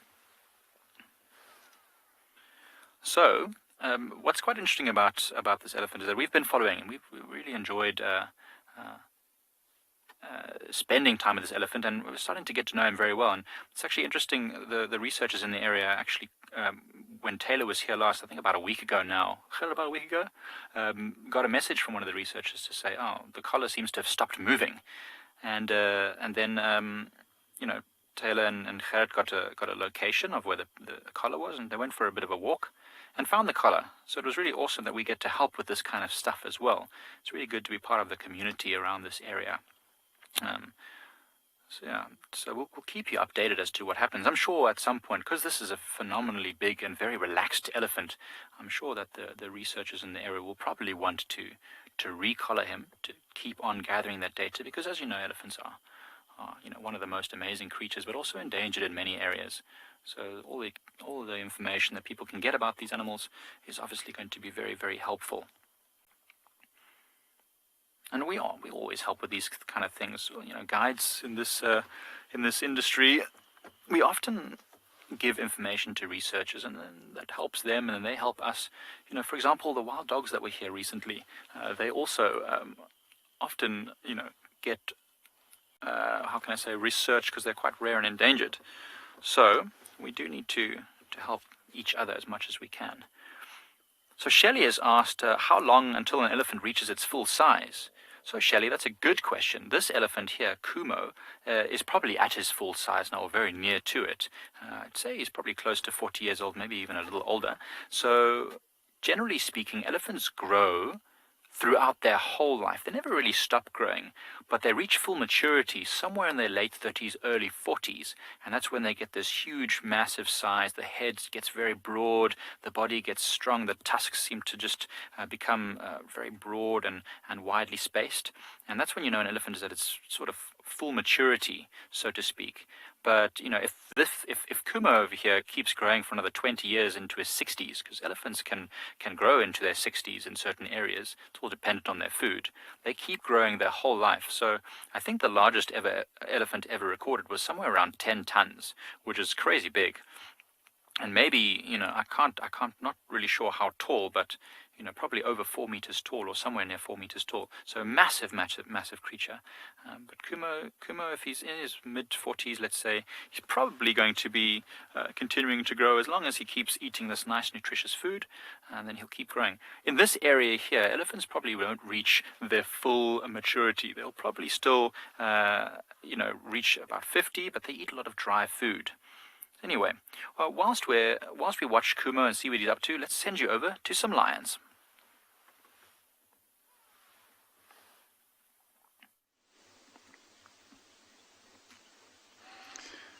We are back at these lions, and they do look like they're completely flat and sleeping. They have changed positions slightly, which means that they've gotten up and they've walked between 7 and 10 meters, some of the females, and they've gone back down. But we are starting to see them reacting to the noises around them. So starting to hear or at least starting to see them lifting up their heads and listening in direction. 1 or 2 of them are yawning.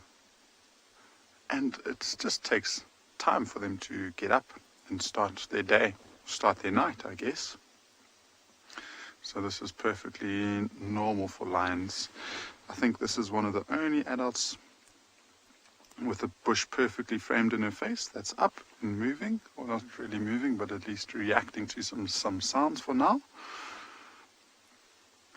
The rest of them have all gone back to sleep, but what's interesting to me is they're facing away from the water hole, these lionesses, which might mean that they're not even going to go to the water hole. So they could be, I think, it feels like the wind is shifting a little bit. So coming straight from the south, it now feels like it's turning and it's blowing more from the north and the east. And so these lions would prefer to walk into the wind. We've got one cub that's just stood up on the right hand side.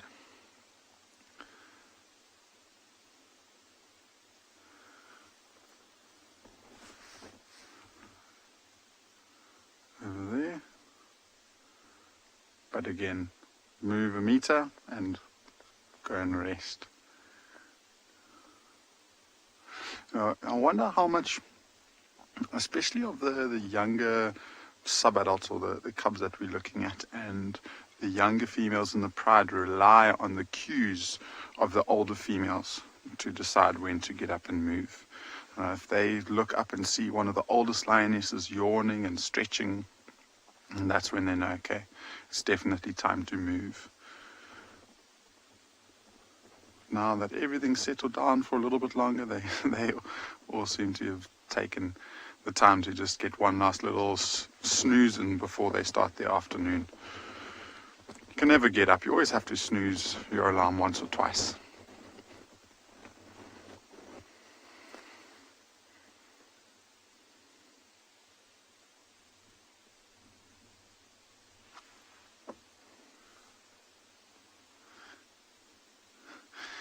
Okay, so lion's not really moving too much yet. I think we might pop our heads into the water hole one more time, but we'll come back here quite quickly. Hopefully they'll move. But I think Steve has got some buffaloes, so let's go and see them.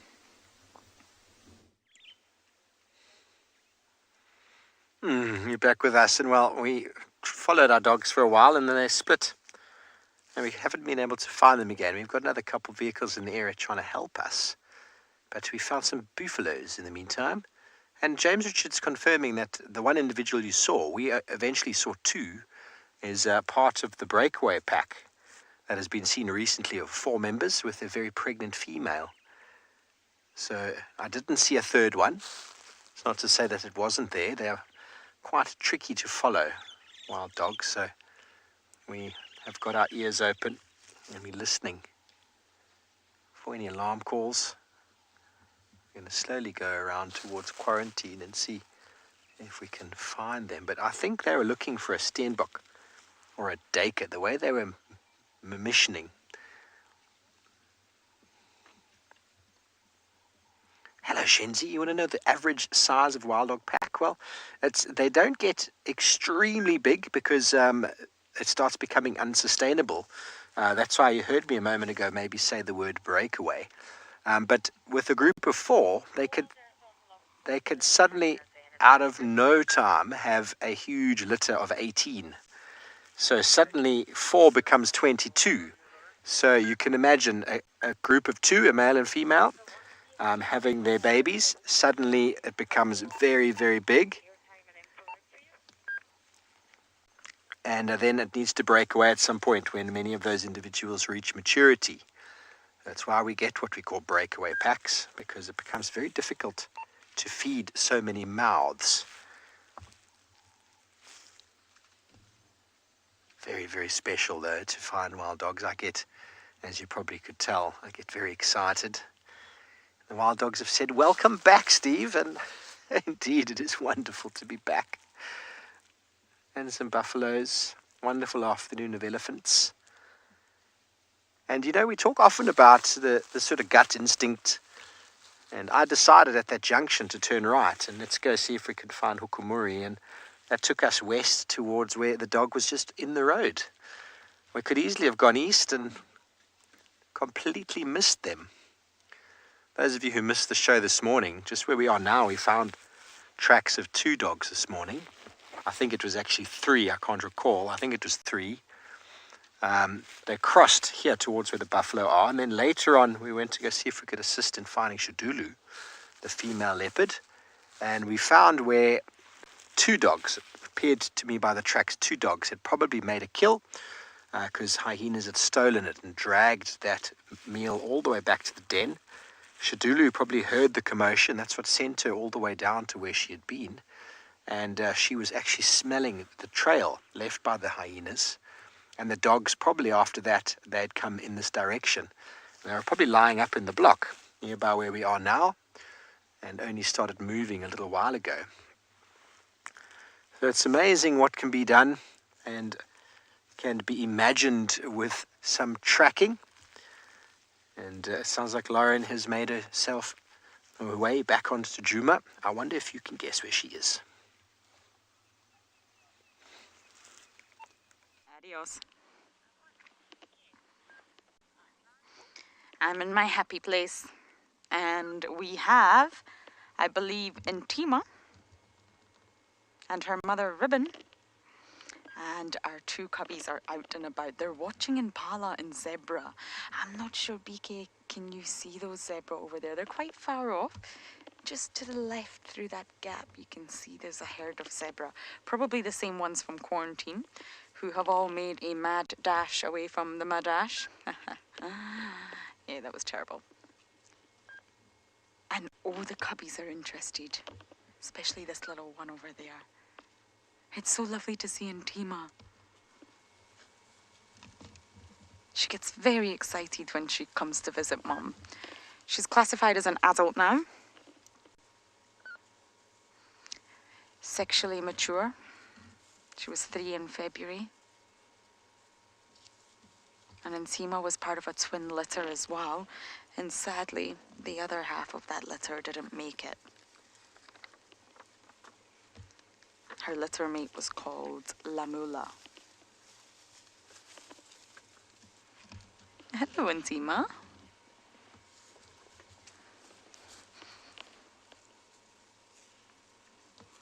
And they just love their big sister. So the 4 hyenas that we can see in front of us right now, they all are related.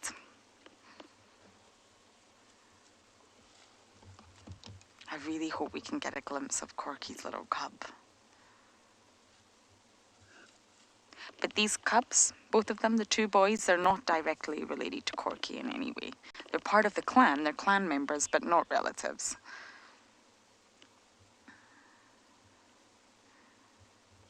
And after having Intima and Lamula in 2017, Ribbon actually went on to have another twin litter in 2019, again February, believe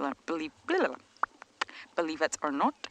And one of the cubs we lost very early, and then she had Paddy. And unfortunately, Paddy just disappeared before our eyes as well. We don't know what happened to Paddy. And then now we have these 2 bundles. Oh! Careful.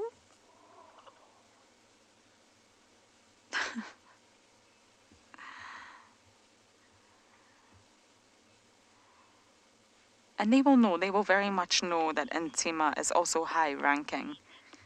Leaping, you said, so cute. I know, it's my favorite place to be. We came earlier, but no one was here. So it just sort of shows you that once it gets cooler and the sun starts to go down, these nocturnal animals start to become more awake.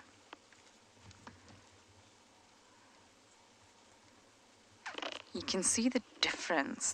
The one you're looking at is who No, you're not going to get any milk from your big sister. That's not going to happen. Oh,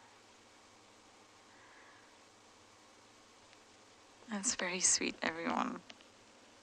And this is Shimbulu.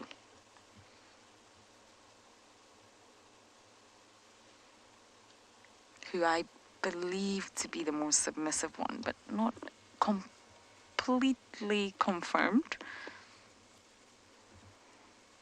Very, very dark in comparison to its brother, Ngwazi.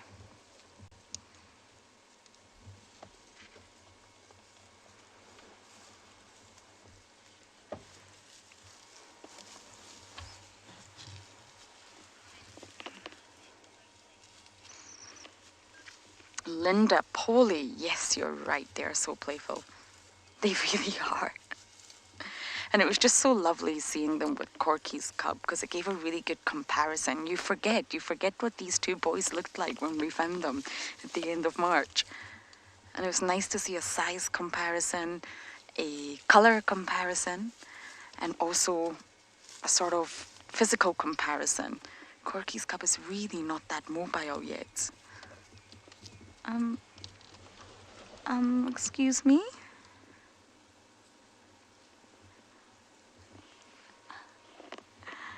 Under the car. The usual. As long as they're not trying to bite the tires or bite my shoes, we of course shoo them away. But they're venturing further and further from the den these days. It's just slightly worrying when we come here and they're out without any adult. And I don't mean human adults, I mean hyena adults. It's just slightly worrying that they go exploring on their own. So I am of course not going anywhere, but you lot are going to a playful hippo at Ngala.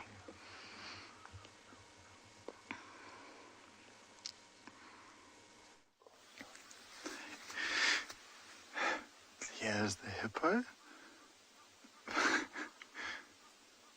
He's being so much more entertaining than those lions. By himself, and he's just basically tossing and turning. He's flicking his head up. He's really starting to get active, and I wonder if he's not going to come out of the water before it gets dark. That will be really cool.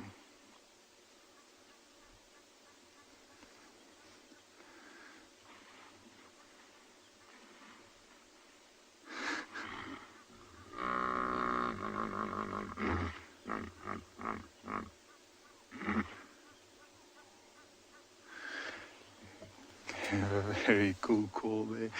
And I was just saying, it's quite interesting to see that it's one hippo with such a nice big water body that we have. Usually we see quite a few more, which might mean that there's another bigger water source around this area, but I'm not entirely sure why he's by himself and why there aren't others with him. But I guess he is in a good spot. If that other water hole runs dry, the females just need to come and find water and he'll be in the prime spot. And it does look like the sun is just about to disappear. So I'm just going to spend a couple of moments just to stop talking and just let everyone admire the sounds of the African bush as we watch the sunset.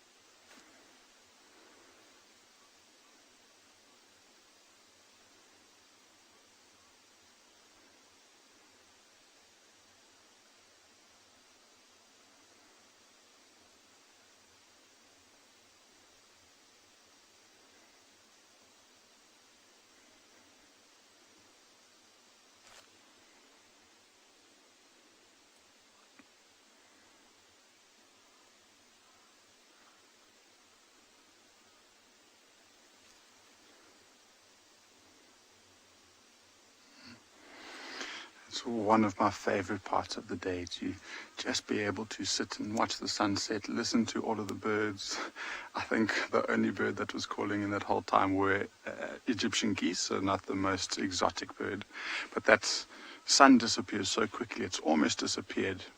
So I think we're going to have one last look at those lions, see if they get up to anything. Otherwise we might start making our way back home. But I think Lauren's got some very playful characters she wants to show you.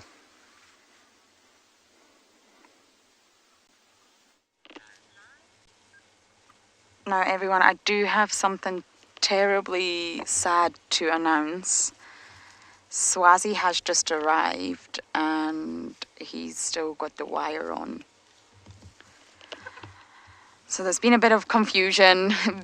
BK thought he saw Tswazi without the wire. And a few people in the dam cam also mentioned there's no wire.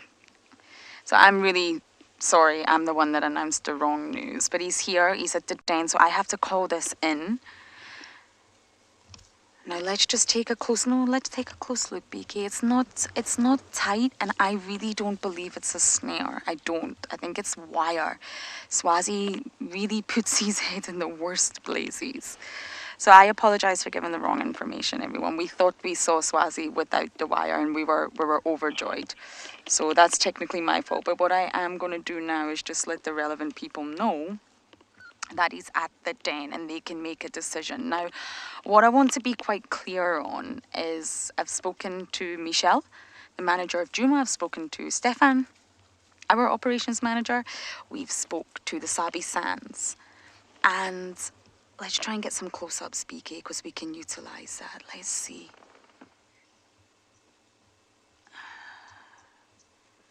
I don't think it's tight around his neck at all. Can you see that? I wish I could just take it off for him, but sadly I can't. So with regards to things like this, the Sabi Sands make the decision based on the injury. Is it bad? The severity?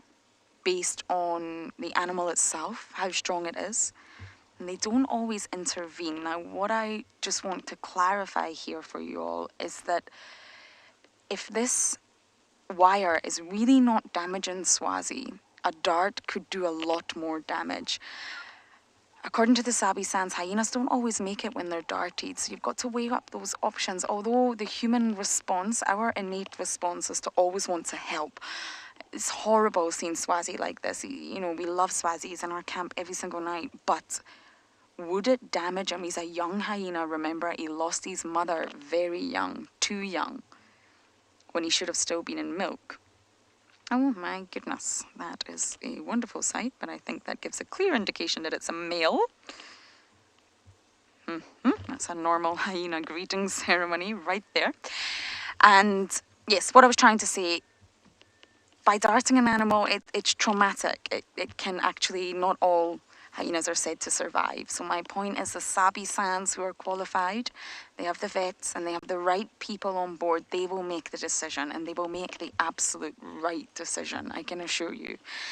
Humans have obviously caused this indirectly, and imagine if humans were to then again intervene to try and save this animal and it didn't make it. That would be awful. So I am really sorry, everyone. I'm slightly heartbroken at that.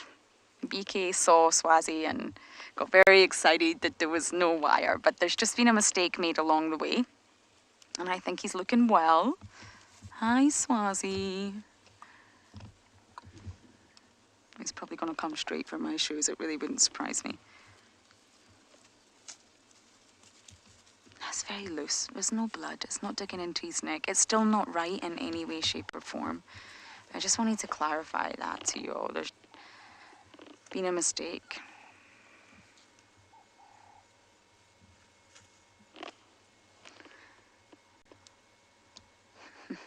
He's a young hyena. He lost his mum Pretty,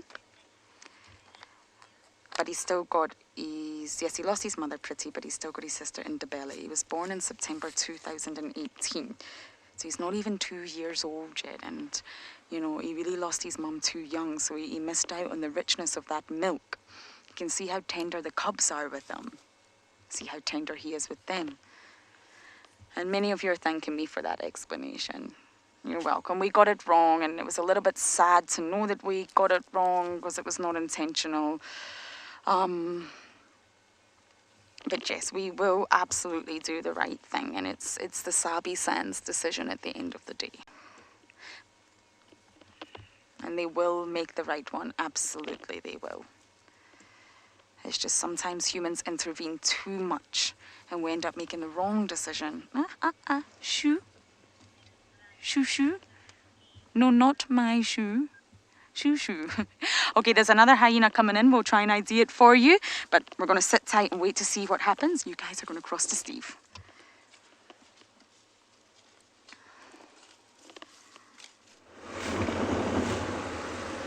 Thanks, Lauren. Well, we lost the wild dogs, everybody. As you know, we couldn't find them. Who knows where they've gotten to, but it's getting to that time of day when you're not really going to be able to spend time with them anyway. So I thought I'd quickly pop over to One-Eyed Pan on Simbili, as I promised, and see if the hook decided to have a little visit. There were some fresh tracks this morning in the area, but we weren't able to find him. And when I say hukumuri, it's because the track was actually leaving a bit of a mark. For example, if you looked at someone who's limping, the way that they placed their foot, that is what we could see. I don't know when last he was seen. It's been some time. I wonder if anyone can tell me. When last was Hukumuri seen on camera? Hopefully not the last time I saw him.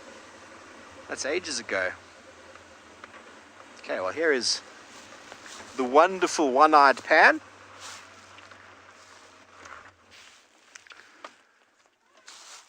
A wonderful place to do some birding. I've been attempting to try and do some birding this afternoon, find a nice watering hole, but so much has just sort of gotten in the way along the way.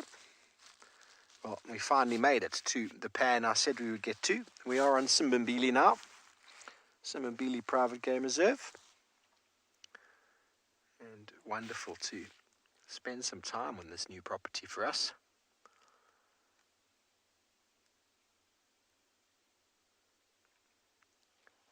So peaceful.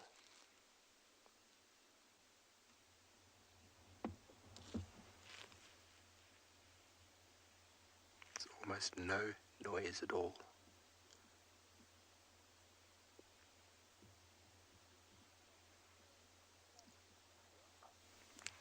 Peaches says lovely indeed, Peaches. How wonderful is this? Some Aramark babblers calling.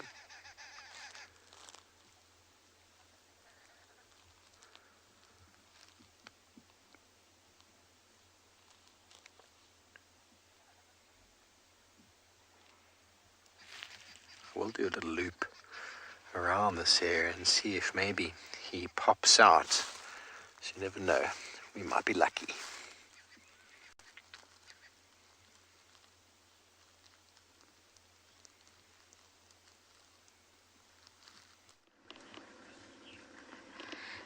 I've just witnessed the most insane behavior from hyenas. I've never seen it before. There's 2 new hyenas on the scene. One of them tried to stalk Intima. And when I say stalk, I mean exactly what the cats do, just like a leopard. When you see Kalamba lifting one leg up at a time like a ballerina. This hyena just did this to try and stalk up on Intima.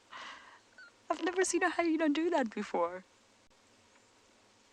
Hyenas are morphologically and behaviorally a lot more like dogs, a lot more like the Canidae family, but they are closer related to cats in terms of, this is Comet. We've got Comet here. You can see immediately from that right eye.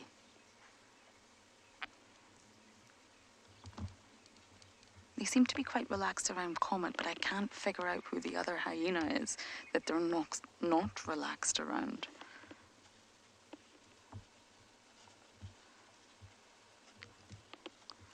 Oh my goodness, this is a very active den site right now.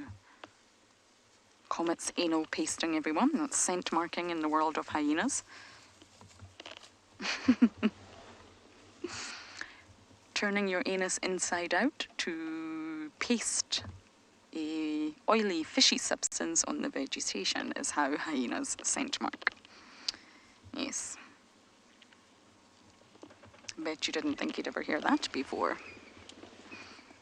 I just spoke to Michelle. He's on the case with Swazi. And I'm sure you all know how much we care about hyenas, especially myself. We will do what is right for Swazi here.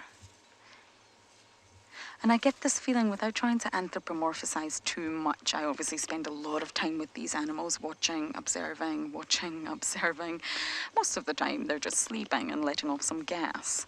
However, Ribbon is very, very gentle and tender with Swazi, and I wonder if there's some sort of connection. Ribbon probably knows that Pretty, his mother, is no longer with us, and he's just a lost little boy. He's a lovely hyena, Swazi. And I also think that Ribbon is a wonderful matriarch. I really do.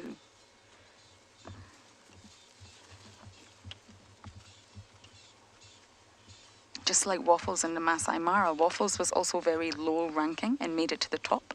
But she stayed friends with all of the low rankers. And when I say friends, obviously that's probably not the right term, but she maintained her relationship with all of the low rankers, even when she became the highest. I think Ribbon's also going to do something very similar. She wasn't born with a silver spoon in her mouth. Not even close. She was born at the bottom, from rags to riches.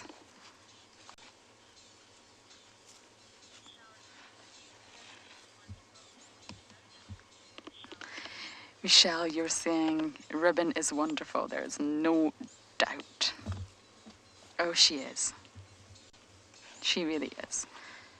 She'll have some sort of memory of being at the bottom. She knows what it's like to be the lowest ranking hyena. She didn't start at the top. She climbed up, and I just think something makes me feel like that stays within them. Same with Waffles, the matriarch in the Masai Mara, and the same with Ribbon. Look how much she trusts Swazi.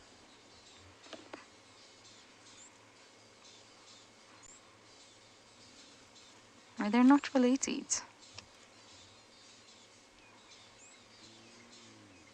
But Ribbon completely trusts him. He's just a youngster. And he's very, very tender towards the cubs. I'm just sad to see that wire.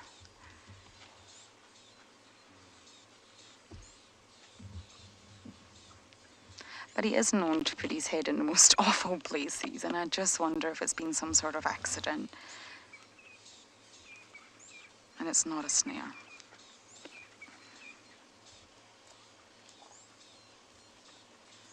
And now Swazi is anal pasting. Oh, now the cub's doing it. Ngwazi's going to try and anal paste. The cubs are not really market territory, they're just copying the adults. Okay, of course, as many of you have already guessed, I am not going anywhere.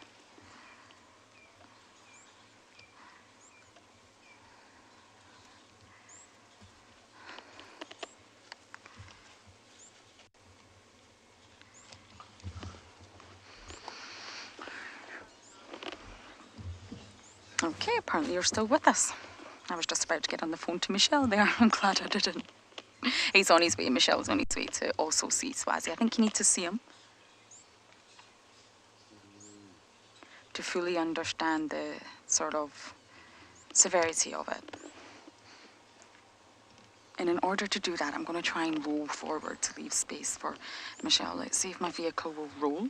Okay, Beaks? It probably won't. Oh, there we go. I'm not sure that made any difference, but I tried. Okay, so now you really are leaving us, and you're going to go across to the hyena's worst enemy.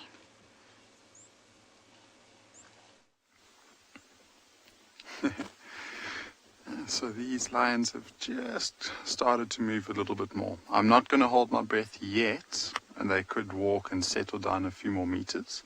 The biggest difference was that a couple of the adult females spent a long time grooming So that one that you can see in the distance there, those two are the two middle-aged lionesses. And so that they've just disappeared. The next one that's just sat down, she is the youngest one with the two youngest cubs. And then this one directly at the back is the oldest generation. And you can just, even from there, you can see the size. And without a single noise, they've gotten up, and so there we go. 10 meters down the line, they've sat down again, but it's encouraging signs for sure. The adults are definitely looking quite intent all of a sudden, and again walking away from the waterhole, which I find quite surprising. A few of the cubs are now reacting a little bit further off to the left, and so now they've got their heads up, and I'm sure they'll get up and follow them shortly.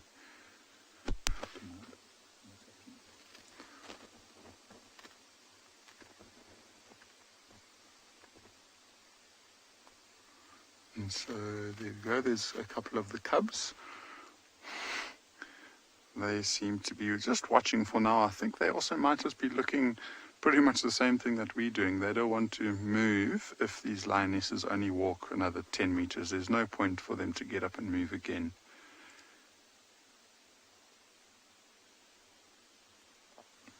I just find it so fascinating how they're able to just read the cues of the different pride members and be able to know exactly what's going on. And then we've got a group of teenagers that obviously slept in much later than what the adults have, and they are unaware. None of them have picked up their heads yet to see their mothers disappearing. They might be in for quite a shock if they disappear completely. But it's amazing. I mean, for a very long time, they were all happy by themselves and they were resting in the sunlight. Now that the sun started to drop, they've all clumped together. And instead of using the sun and the ground to warm themselves up, they're probably using each other. And that's why we've got one big cat pile over there.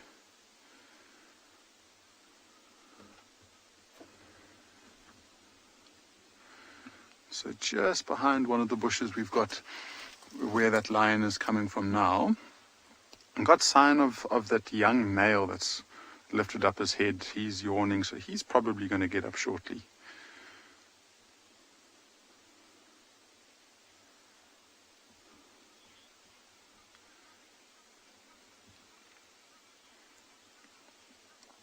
Megan, absolutely. The dynamics of this pride is quite fascinating. And I mean, I think the highlight of my day was seeing those two related lions that were not part of the pride anymore, but are still essentially family. And they were so close to one another. I was so hopeful that there was going to be some sort of a rejoining or reunion at least. And this one, so that one that's just stood up, if you look at her, I mean, her such huge neck muscles and big shoulders.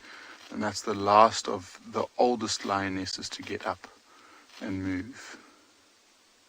And so all of the adults are gone. It sounds like there's an elephant that's just joined the hyenas. So let's see how the hyenas react.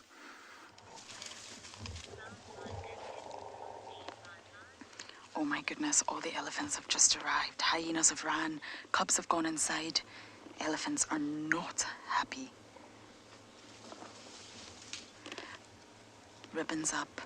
One cub's got his little head up. I think, no, two of them have. I don't know where the rest of the hyenas went. That happened so fast, but we've got Ribbon and Swazi standing guard. Wow. Complete standoff. This is amazing. I don't really think Ribbon's too bothered, to be honest. But the elephants are bothered.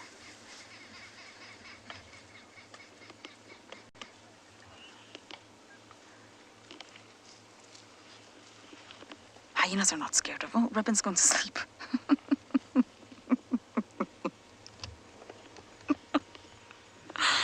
Oh, Ribbon little. She lives a chill life.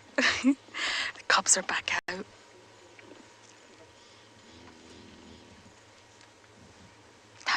happens in a second. It's the elephants that are not happy, and I was explaining this the other day. You see how they all bunch together for safety, bunch together when there's a threat. Nancy, you're right, bush drama. Drama between the species. Swazi's trying to call Corky's cub.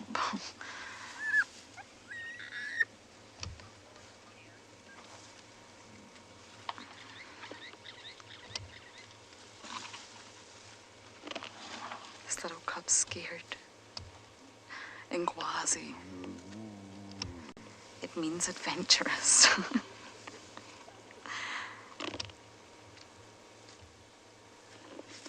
What are those big things? Oh yes, they're too big. They're too big.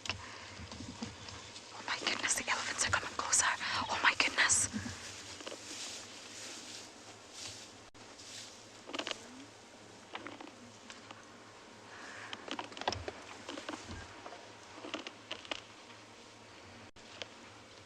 This is tense.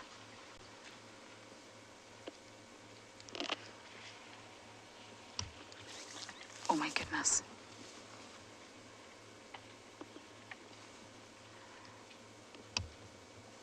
Now I'm just going to keep talking because I also want these elephants to be aware of my presence. Elephants sometimes get displaced anger. So they're actually angry at the hyenas. The hyenas have not done anything wrong, but they're angry that they're there. And sometimes elephants are known, they've got a youngster. Elephants are known to take out their anger elsewhere, and that can be vehicles and humans.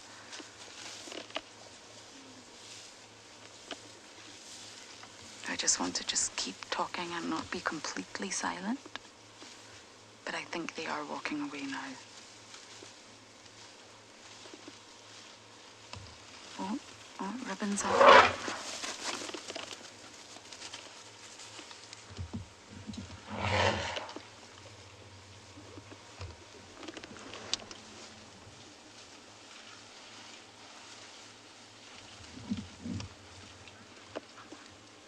Oh my goodness, the herd is split. We've got two separate herds. They're both coming from different sides. I hope these cubbies stay inside now that Mama's ran. Get back inside you. I can see you. Wow. Ribbon's hiding behind our car with Swazi.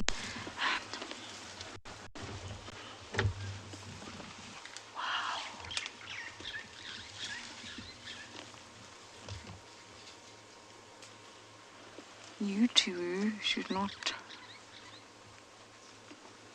be popping your heads out like that. I feel like a protective auntie.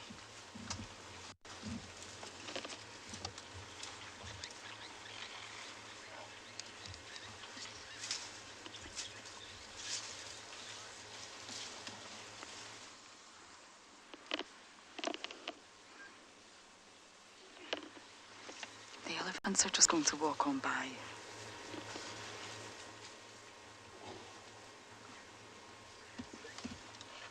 Shimbulu's still out. Oh no, the two of them are out. Swazi's coming back, he's right in front of the vehicle.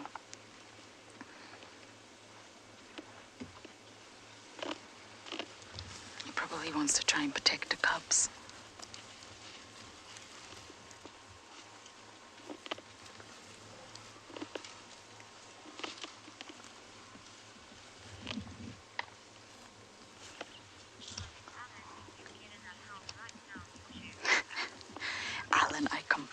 Agree. I'm going to do it in that voice. You two get in that house immediately.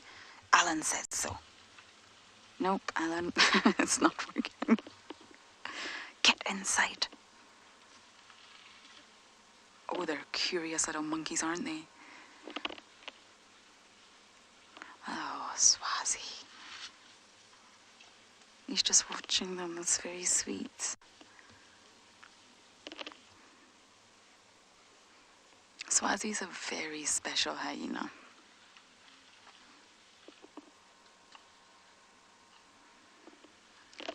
think this is one of the most spectacular sightings I have ever had at the hyena den. The elephants are pretty much gone now. You can probably hear them crunching branches, but they've left.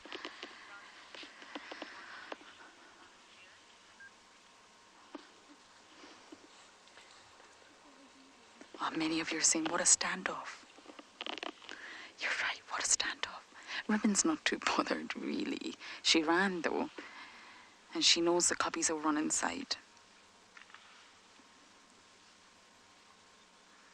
The elephants could have charged those cubs.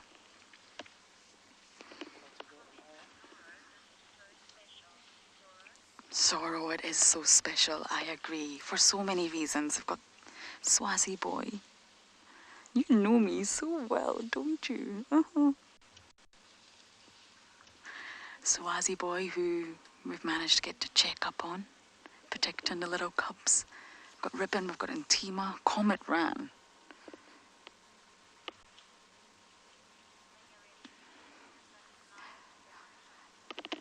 I feel like I can breathe now. I've been sitting on the edge of my seat. I'm always sitting on the edge of my seat because I'm short, but you know what I mean.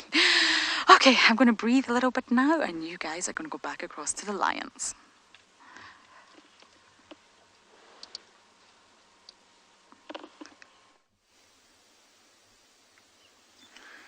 And these lions certainly are. They literally have gone straight into action, and just look at the cubs. Look at how focused they are. They've got the ears pinned forward. They're moving very, very slowly.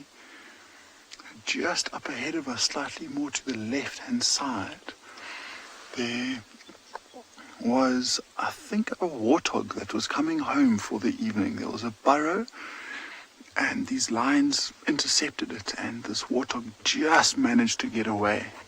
And so what the adults are doing at the moment is sitting at the top of the burrow, and they're waiting to see if it might return, or if another one might return, or they're sniffing around to see if there's a warthog in the burrow that might be worth them trying to dig out. And so they are approaching this mound very, very cautiously. You might see that just that little black tip in the bushes there is one of the adults. And there's one of the sub-adult cubs coming through now.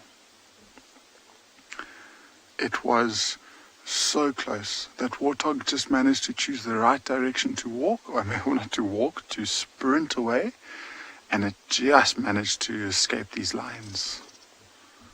Would have been the perfect start. Get a nice warthog snack to start the night. Now look at this cub, look how carefully it's placing its feet. Yeah, look, there's one of the adults now, and see how she's still sniffing around. And those pupils are dilated. She's very, very interested.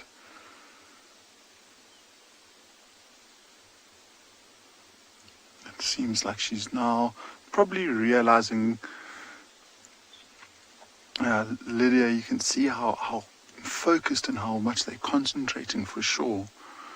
And this lioness now, after climbing that small mound, it seems like she's just taking some time to scan up ahead before she decides to drop down again. That was unbelievable. It was so, so, so close. Here comes one of them, the cubs again.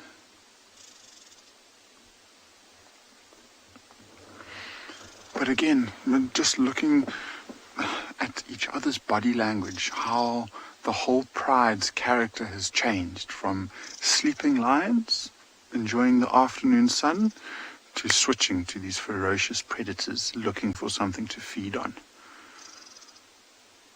Except that one. He's still ready to sleep.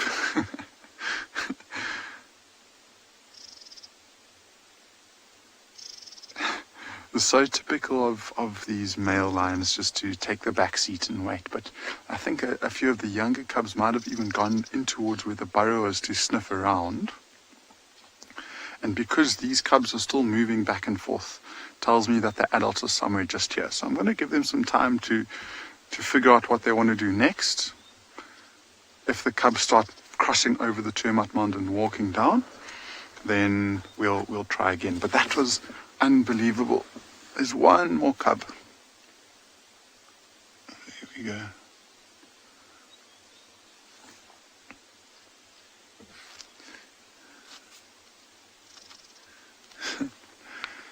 Yeah, so we're going to stick it out. Got another 13 minutes or so for something to happen. So everyone cross fingers, hold thumbs. But let's go and check on those hyenas and see if those elephants have moved off.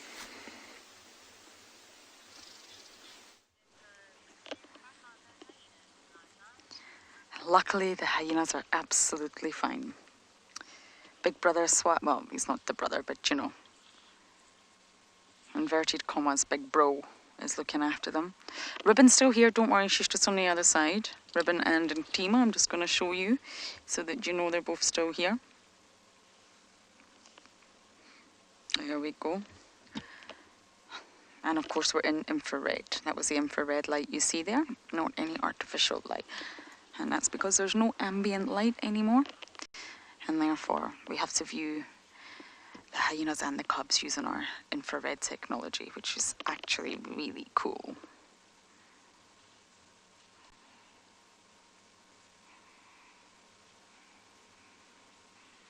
That was just amazing. I don't actually have any words anymore. Oh look, the infrared gives a really good sort of detail of this little spot pattern. There's a J. Shenzi, you're asking how many hyenas are now in the Juma clan. So we have 5 adult females, and that is Ribbon and Tima, Heart, June and Corky. That's the 5 adults. Then you've got all these sub-adults, and so far we believe we have Swazi, this one, and Indabele, his sister. Then we have Sutu. Sawana's not been seen in a while, but we've not got confirmation on Sawana. Then we have these 2 little cubbies who are now named Shimbulu and Ngwazi. And then we've got Corky's little cub, who of course does not have a name yet, just a little bit too young. And then we've got the males. Now I think we've got 8 males. Let me just quickly try and see if I can run through them all for you. Recently, we have Falco, named after Mr. Steve Falconbridge. And we have Luca, Fika, Saka, Kaikau, Comet. Koza's not been seen in a while. There's a few concerns about Koza. And let me just see, I always forget one.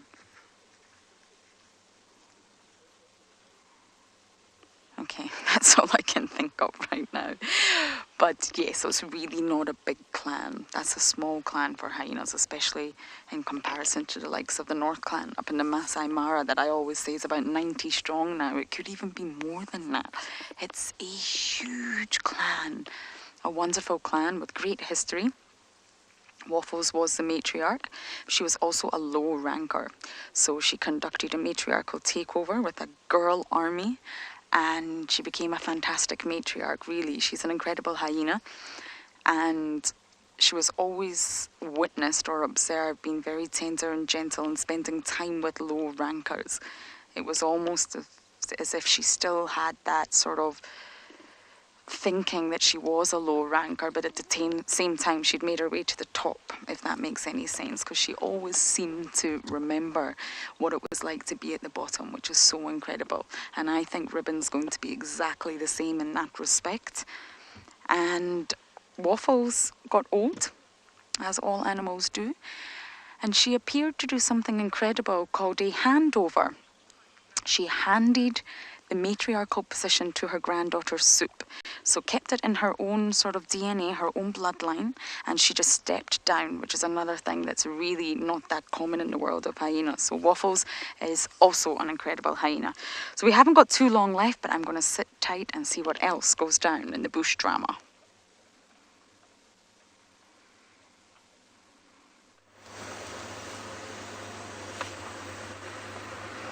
And you're back with us in the darkness with the spotlight out, everybody.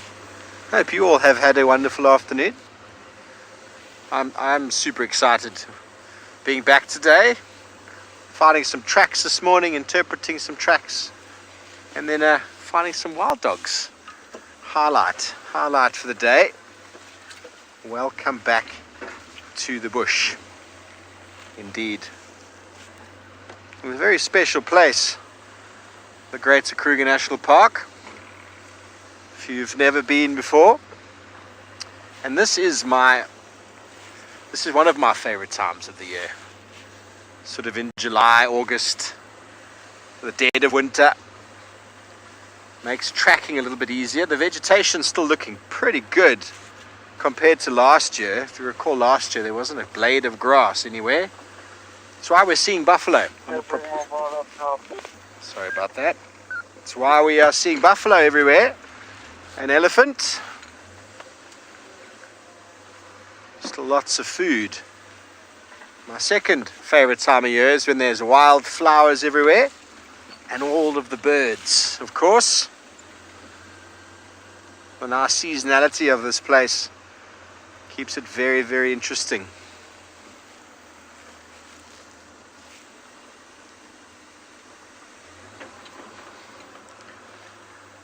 YY wants to know when I'm going to be doing some plants. Well, YY, there's no flowers out at the moment, but I am planning on doing something tomorrow with trees, with the plant. I haven't decided which one. We'll have to just see in the morning, because tomorrow is what? Yes, it is Monday. So I do plan on pulling out some medicinal magic over the next few weeks. I'm here for 3 weeks, so we can do at least 3 of them. And I'll also be focusing a lot on plants. When you get drives when it's pretty quiet, there's always a tree to go to.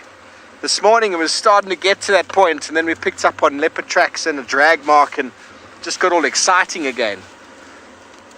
So I am planning on doing a lot more vegetation while we're here. Those plants that are left in it will be interesting, because I'll be focusing on plants that the elephants are actually utilizing, and we can maybe go into detail about why the elephants are potentially eating these things, and why we eat them or use them for medicine. Huge amounts of medicinal properties are locked up in vegetation around the world. Pretty much all the pharmaceuticals you know of that you buy in the shops have come from some plant origin.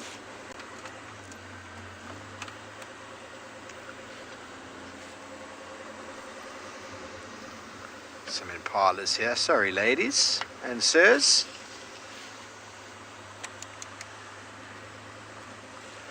David, giving the public what they want. Yes, David.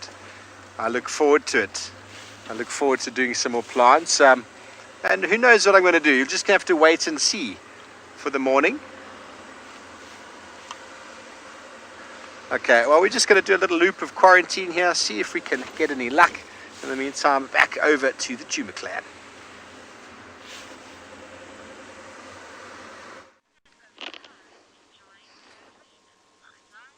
I'm very much enjoying my hyenas. I don't enjoy anything, well, as much as I enjoy watching the hyenas. Now, just an update.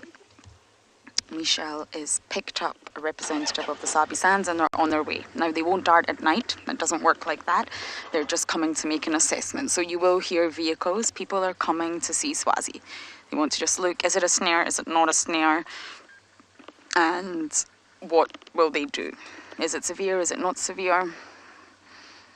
And although I won't be here tomorrow, which is sad, I will definitely make sure that Steve or Trishala, who will be back tomorrow, will update you on what the Sabi Sands decides. But they will know better than anyone what the right protocol is. And Swazi is a hyena that we know very, very well, everyone. And he didn't have that before. It's a recent thing. It's a few days old. And he's clearly absolutely fine. So we'll just let the Sabi Sands handle it from here. But they are on their way, so you will hear vehicles.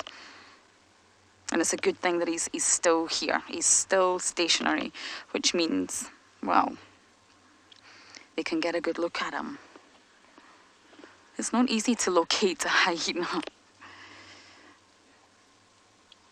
I can't believe how the IR brings out the spot pattern. You can really, really see their little spot pattern.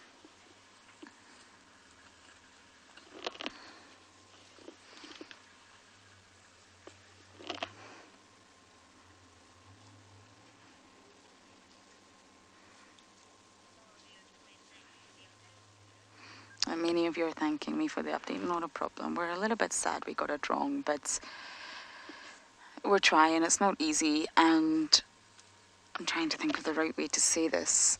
Hyenas maybe don't get as much recognition as the lions or leopards. They are just important, but maybe they don't get as much recognition. And of course, because we spend so much time with them, Wild Earth, to bring light to them at how wonderful they are, we've obviously been able to pick up on this, and we try to follow them as much as we can. But I think we're really lucky that Swazi's shown up tonight. I'll miss the hyena den, but I will be back in 2 weeks, everyone. So you'll have the wonderful Trishala and Steve for 2 weeks, and then I will be back.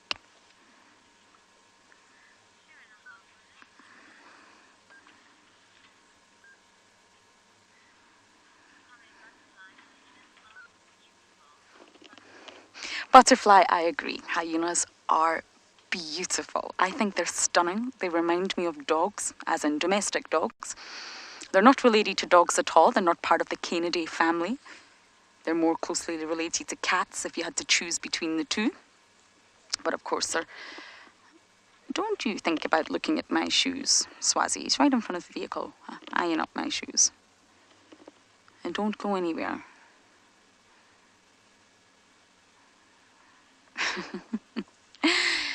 And yes, of course, their closest relatives are the mongoose family. So they're really not related to cats at all, but between the cats and the dogs, they're more closely related to cats, if that makes sense, out of the two. But I think they behave like dogs, and I think they look a lot like dogs, and maybe that's why I love them so much. I'm a big dog fan. Now, we're going to sit here until the Sabi Sands representative gets here, actually, and see what they say. There's a vehicle there.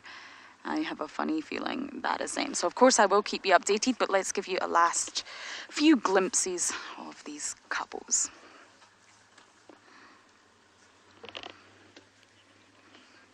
Or maybe not. That didn't quite work, did it? They might pop their heads back out. Oh, there we go. Perfect. So everyone, it's been a pleasure this time round. It's been such a wonderful stint, filled with hyenas and filled with the joy of finding Corky's little cub. So I just want to say thank you to you all. Thank you to your comments and for your comments and questions. I'll be back in 2 weeks, and I hope to see you all then. So be sure to jump on tomorrow with Trishala and Steve here at Juma. And until then, have a great night or day.